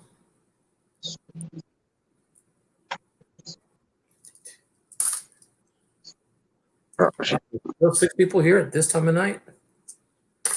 Oh, it's daytime now. It's 5:30 here, which means it's potentially 7:30, 8:30 over there. Oh, that's right. Yeah. I think in about 28 minutes, call it. Is it 28 minutes? Yeah. I'm gonna call it a night because my wife's gonna be up in about. Well, tomorrow's Sunday. Well, I still better get to sleep. Indubitably. Man, I can only imagine what Coin Hunter is gonna. I mean, Sand Hoarder is gonna be selling off.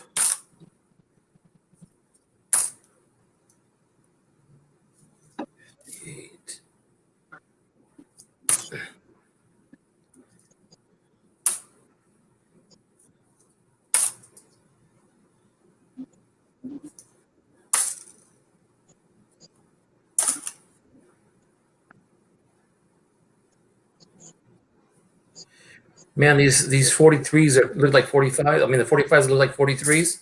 Scare the crap out of me. What's that one? Filipino? I don't know. Those are 25 centimos. And the other side says RF. That's Philippines.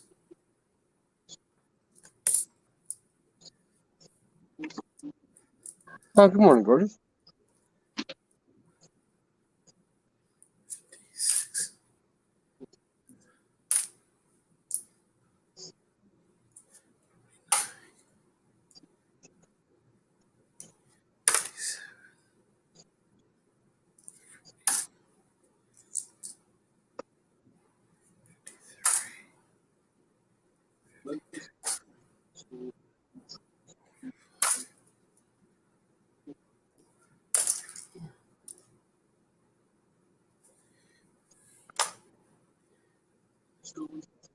Hey, San Horner, did you get something to eat, something to drink, relax a little bit? Are you still watching this from a little bit of afar? Hope you're resting, son.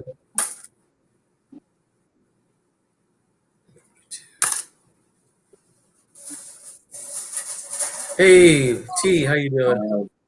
1916.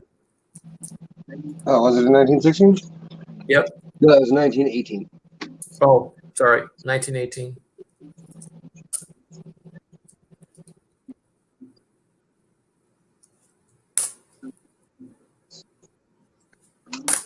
And then we have the Quetzalcoatl.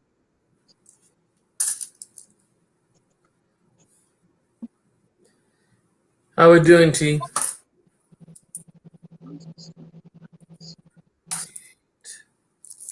Darn it. Drop the ball.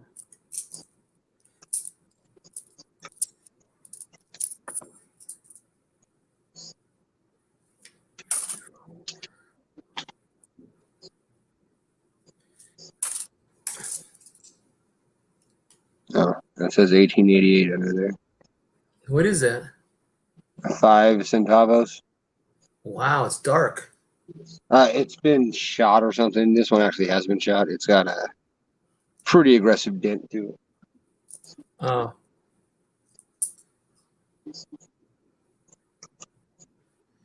Oh, he's got to go to work today. Oh, damn. That sucks when you got back-to-backers. Yeah. Oh, no, this is the 1888. That one's a different date then.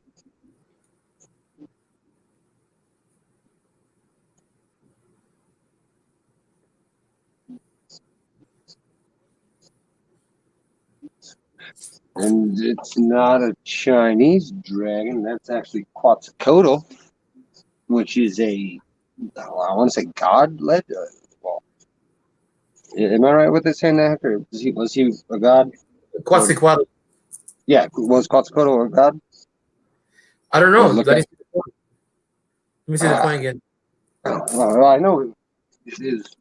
I Well, can't remember if I can't remember if he was a deity or a god or something. I just He's a watched something deity. on him. Yeah, He's okay, a so he's a deity. Quetzalcoatl. Yep, it says so right. Which is a Mhm. word that if you can spell without knowing what it is, I'll give you money because that is a ridiculously spelled word. Most Mayan languages and indigenous people languages are hard to pronounce because the language they spoke was Nahuatl. And the only reason I know how to say it is because I got my students telling me how to say it right. I watch a lot of Egyptian stuff and ancient Mayan, Incan, megalithic. Well, they're saying that some of the newly found cities that are buried into the jungles are older than even not the Mayans, older than the Egyptians. The Egyptians didn't build the pyramids; they found them. And there's been a million studies to legit prove it with like every possible way that you can prove something, and with it being that you were carbon dating and such. The way older, at least 12,000 years older than they had previously taught. And it's not one thing that shows it; it's everything points to it. Everything down to the water erosion that is visible on the outside of the pyramid. It is exactly the way it would look like if the erosion was from 12,000 years ago. And the star alignments is the big one. All of the ancient stones that they say were made to track the stars, they're all off by just a little bit because of our axis. And if you reverse what the change in the axis has done, if you reverse it 12,000 years, all of their structures line up to the 100th of a exact, but they're off outside of that time frame. And when they built everything else so perfectly, it'd be weird that they were off exactly this much on everything they built, but perfect on everything else. Yeah. Huh. I've been reading about the Mayan calendar and the Aztec calendar, and they're off without a leap year within 2 hours.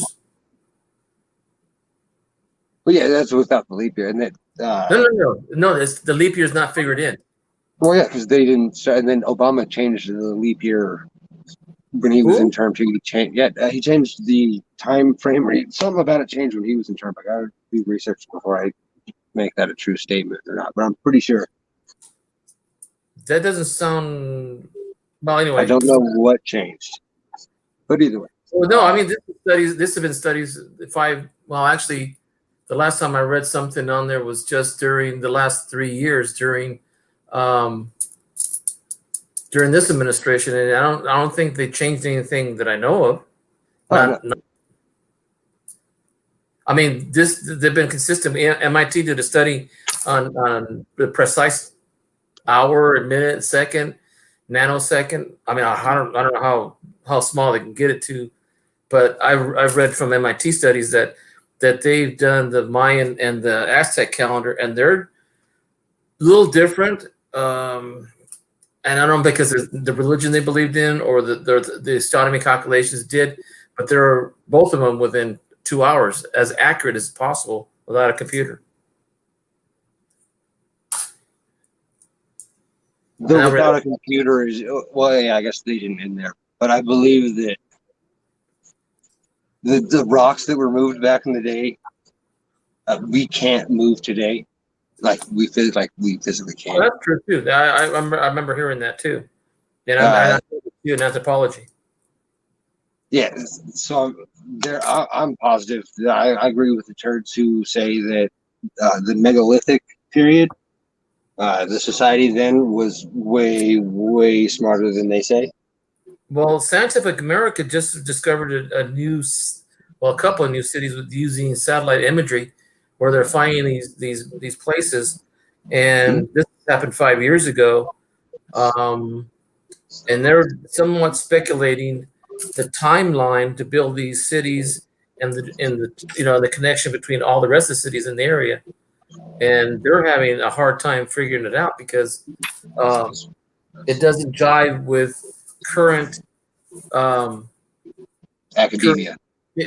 current thinking. Let's put it that way. With the way that they say the pyramids were built in the time frame they say it was built, they would have had to have cut, moved, and placed every one of those 2-ton or whatever ton stones every 2 minutes for the entire period that they say it took to build it without any breaks. One of those are 100 tons, one block. Yep. And they say they were cut, moved, placed every 2 minutes in order to fit the time frame they say it was done with zero breaks. Those are educated guesses. And I'm pretty sure that, there are people more minded towards what they're saying is true, but yeah, it's true that they can't move certain time. But somehow they got built, and it wasn't aliens. I don't think. Depends on your definition of alien. I think that is an open subject for a different time. Alien is like in outer space, extraterrestrial. I see. Based on all the stupid shit that they are finding, who's to say that we haven't left and came back? No, that's a possibility. But I know you. I know you were beautiful.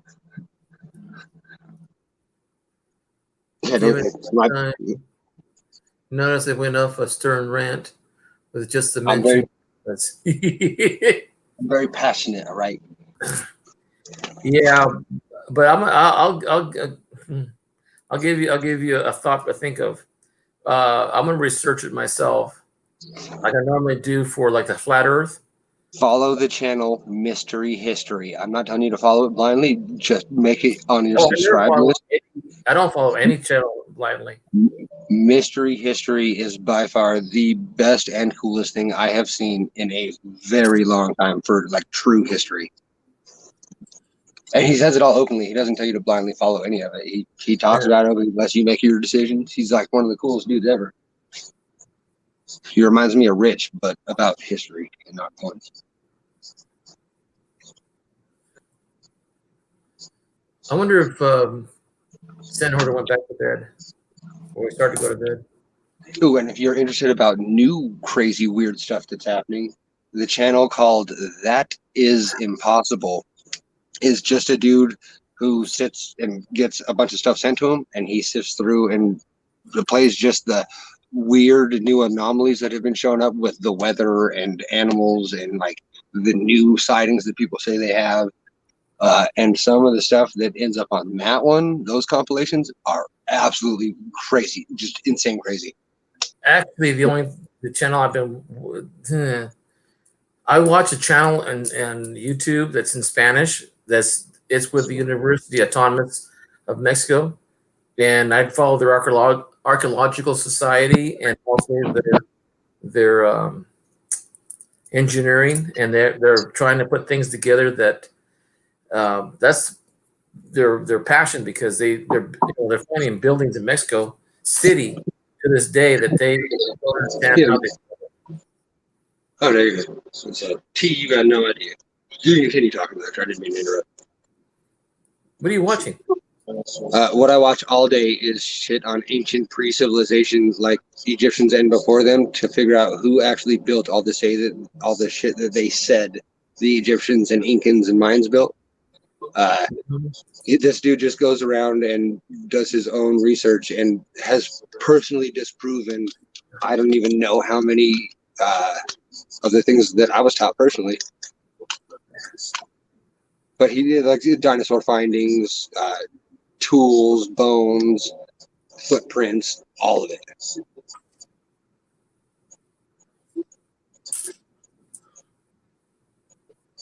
This is literally on the background all the time. No matter what stream I'm in, no matter what we're doing, I have something like this going on in the background.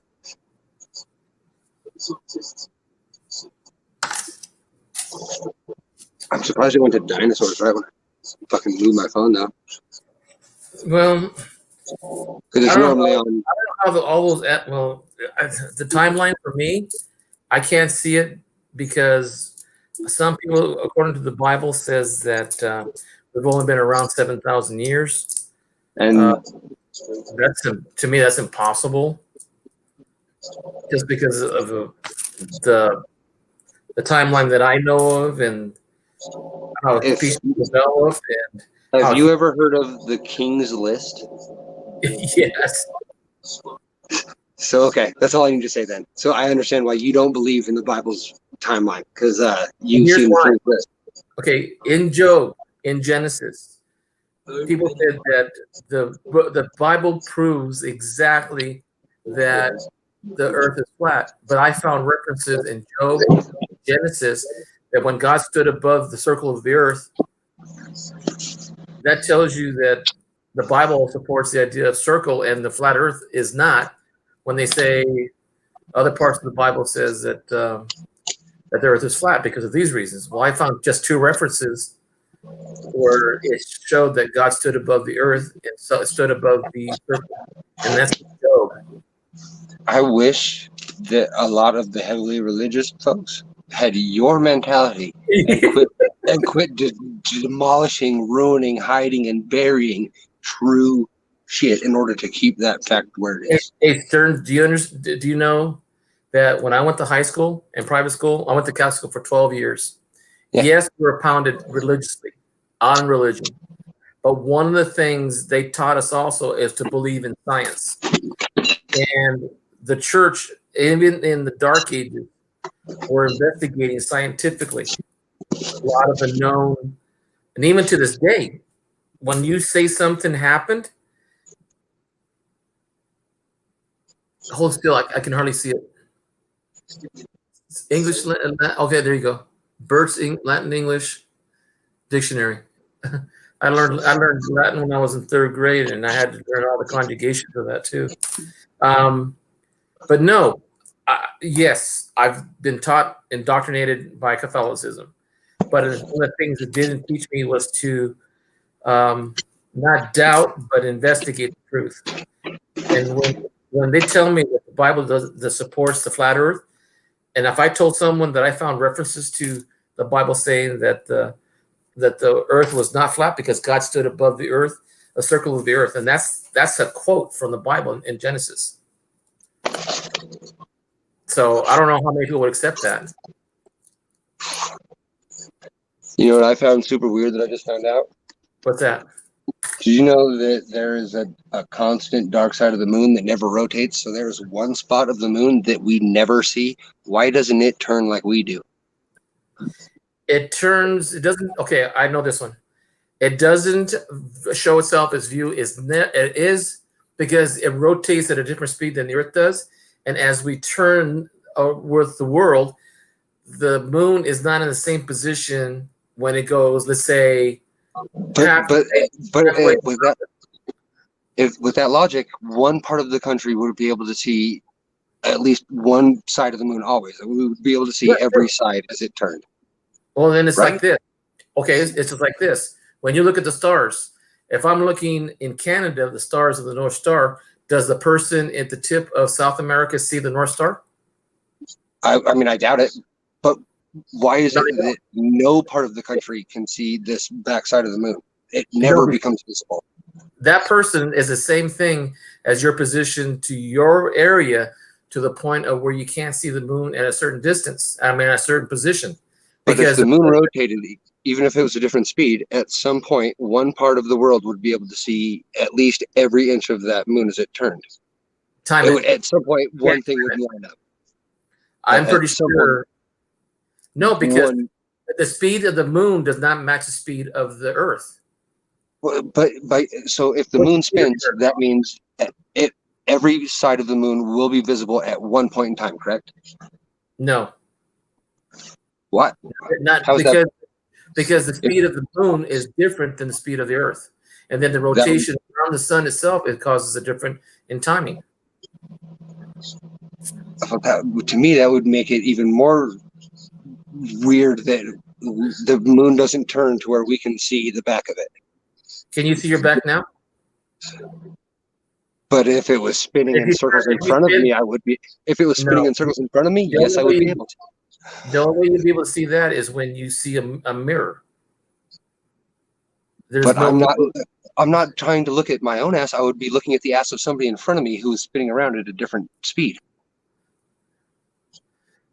But that means you would be standing still, though. No, but I would be spinning too. But at that rate, even if we were at different speeds, there would be no part of the moon that hadn't become facing the Earth at that point. At some point in time, every part of the moon will have faced the Earth, correct? No. Because you're not measuring the speed of the Earth in its actuality to the sun. I need you to draw me a diagram to prove what you're trying to say, because I don't see how that. If we turn at one speed and it turns at another, that means there's even more chance of us seeing all sides will have pointed at Earth at some point in time. Get a ball. Whether it not be America. Get a flashlight. Place the flashlight and keep turning the same speed for the Earth and the moon, and figure out what the rotation is for every, let's say, for the size of the ball. You have to downscale If the moon rotates in any way, that means at some point every part of the side of the moon will have faced the Earth, because it is rotating in a circle, and that means that it is physically impossible for it to have turned in a circle and not had every side face the Earth at some point in time. That is a physical impossibility. Just because we're turning doesn't stop the fact that it's turning, and every side will have made a rotation to look at us. Doesn't matter how fast we're turning. Okay, but let me ask you this then: are you talking about a person on the other side of the world, or are you talking about? I'm talking about the moon has a front and a back, and we never see the back. There's an explanation for that, and I'm going to look it up. There's an explanation. That's weird to me. There's a front of it. It's like a coin. There's a front and a back, and we never get to see the back of the moon because it never turns into view, and I think that's crazy. I think there's an explanation for that. See, and John says it doesn't. John says it doesn't rotate, and that's what I would think too. But that's crazy that it doesn't rotate, which opens up a whole new can of worms. Hold on. Does the moon rotate, and what speed? Let me see what it says. I thought everything rotated. Oh, it's been up before. The moon does not rotate. See, I thought so. The moon does spin on its. Oh, hold on, I didn't finish. The moon does not rotate. The moon does spin on its axis, completing a rotation once every 27 to 3 days. The confusion is caused because it takes the same time to orbit the Earth, so it keeps the same side facing us. We never see the back of the moon, and that's crazy. But do you hear why? Well, yeah, it's just crazy to me that we never get to see one entire side of the moon, and only one country has ever landed there, and it was fucking China this year. Okay, but did you hear what it said? It still spins on its axis. Its axis is it's tilted the way it goes on the side. It doesn't. We never see the back of the moon. That's the statement. I have it. It's true.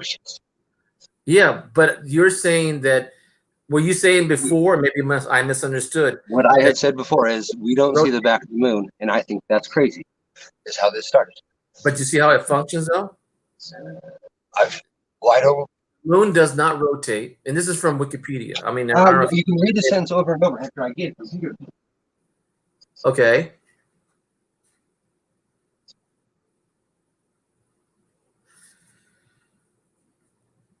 Are you there still?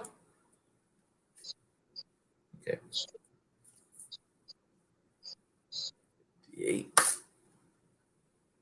52.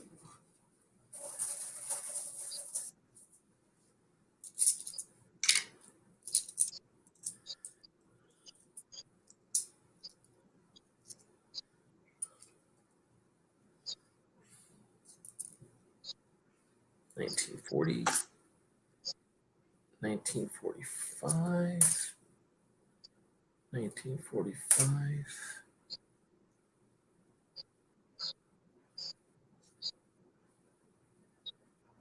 46. 58. 56. 57. It revolves around Earth. Doesn't rotate on axis. Okay.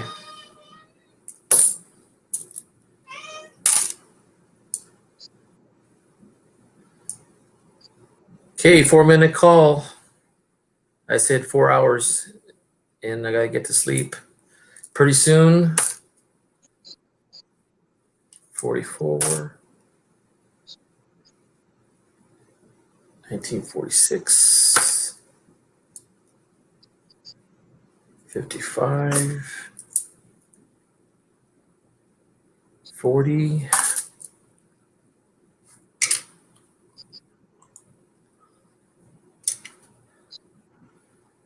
49. Sorry, the dog had to pee too. I had to go pee too, so it's a good timing. 54. 57. 57.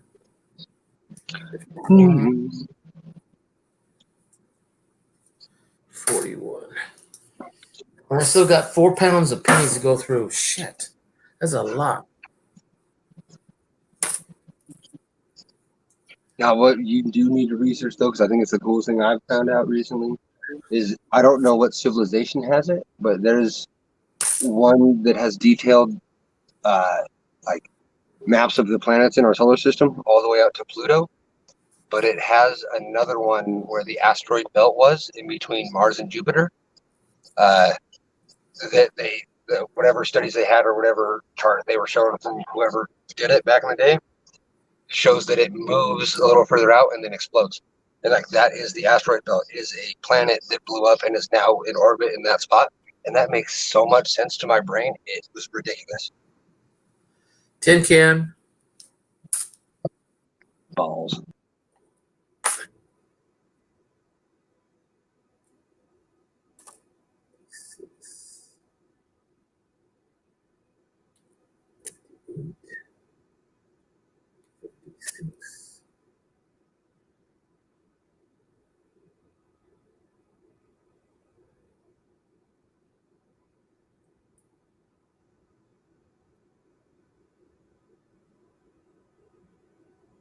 T, I did that experiment.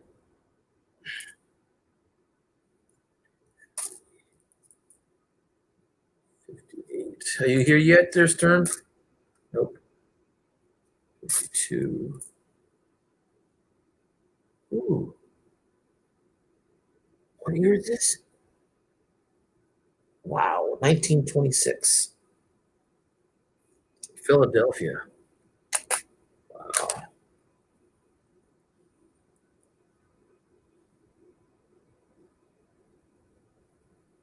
$56. 45.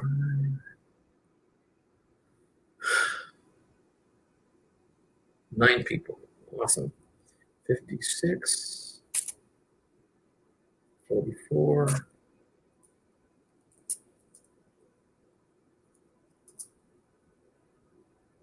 51. 45. 53.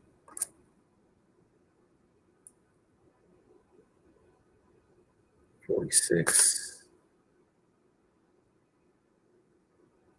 56.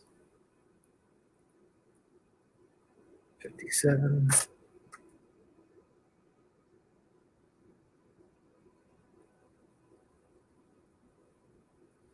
Wow, 9 people are here. Hope you guys are all enjoying your day on Sunday. This is a Sunday. Everyone's having a good restful day, I hope. Have a great breakfast. Call someone you haven't talked to in a while. I'm calling my mom today. I haven't seen her physically since March. It's sad. What is this? 10 what? Oh, Denmark. Cool. Imperial label. Are you in here, Prem? Prem, que estás aquí, hombre.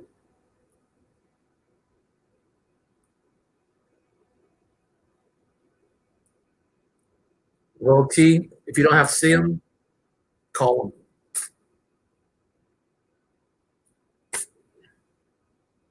I know I called my mom, and she's in a home, so I can't see her because I'm afraid of the COVID and number of people dying in these rest homes is ridiculously high.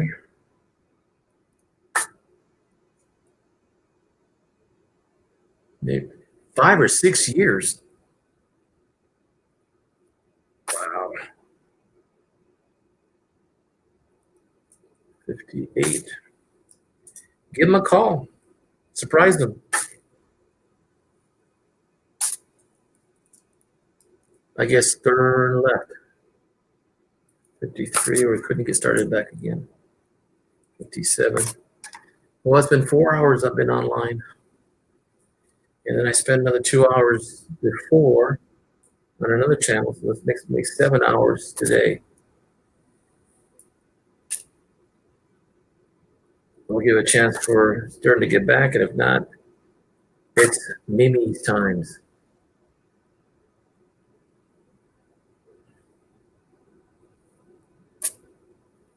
T, is your parents still alive?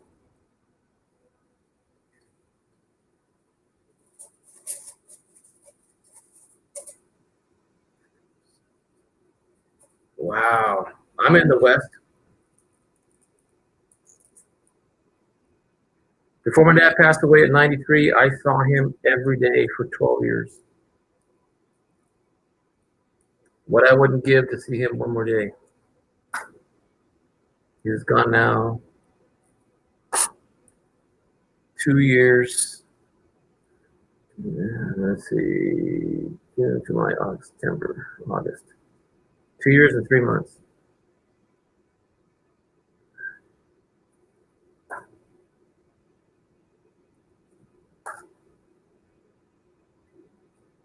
I even got a video of him. One of the last things I did, photography wise. I actually 1934 pin. Nice.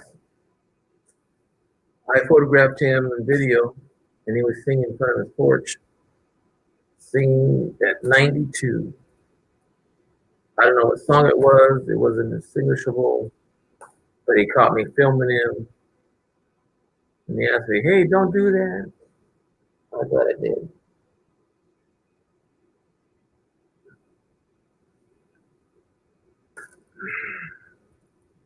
And every time I get sad about him not being around anymore, I take it out and I watch my dad sing again.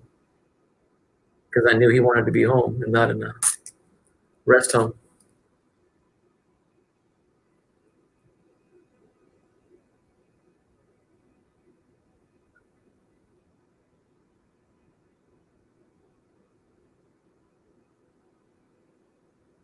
Dude, I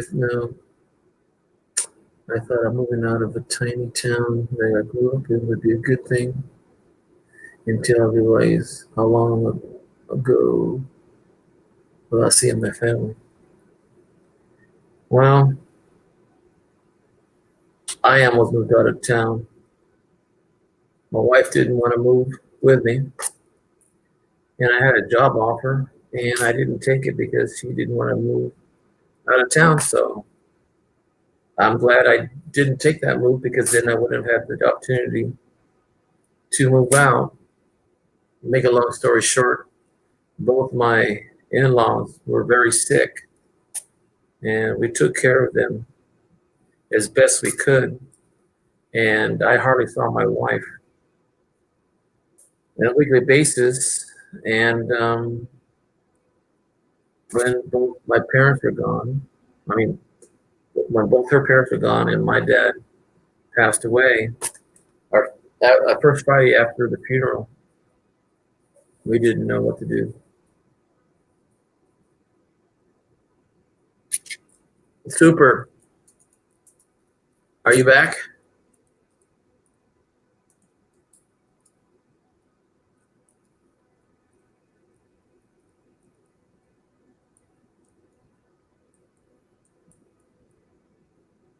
You know something, Super? I'm still gonna look through that.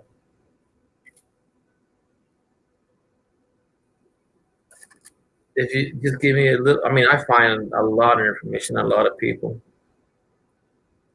All you got to do is find some just little more, a clue, old phone number, an old address.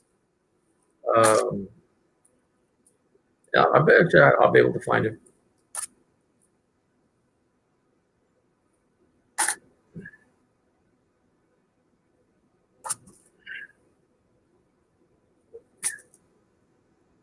Okay, folks. Since Stern's here and he's back in the chat, I'm gonna call it a night. It's already been 4 hours and 7 minutes, and in California, it's 5:11 in the morning, and I'm going to have to get some sleep. So when my wife wakes up, I'm not going to get in trouble. She knows I'm on the coins, and she knows I'm on line with you guys and ladies, but she's worried about me being a bit too much. Hey, thanks a lot, Stern. I had fun. I made time go faster, and I'm almost done with my bags at about probably 2 pounds, 3 pounds, maybe at the most. Okay, everybody. Good night. Call somebody you haven't talked to a lot of time. Talk to your old friends. Call up a school buddy, your sister, your brother, if they allow you to call them. But if ever you get a chance to make new friends, do that again. Everybody have a great day. Have some nice coffee. Talk to your neighbor. Be good to each other. Respect each other. And I'll see you guys again soon. Good night, everybody. I wish you all well. Alexander Smith, T, Rhonda, Stern. Let's see what else I may have missed. John Argent. Prim, are you still here? I'm going to say good night to you also. Get some sleep. Alexander, I already said. Well, anyway, if I missed you, please leave a comment. Send order. Hope you're getting to bed soon, or you're already in bed listening.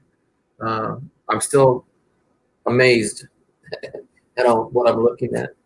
I'm looking also at all the 1940s and 1949, all the 1950s and 1959, some 60s that were in the bag.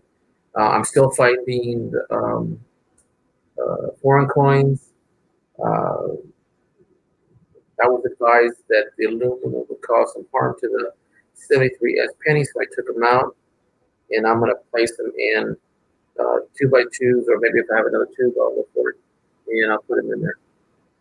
So, like I said, everybody, have fun today, and hope you guys find another channel wall to have some fun. Good night, everybody.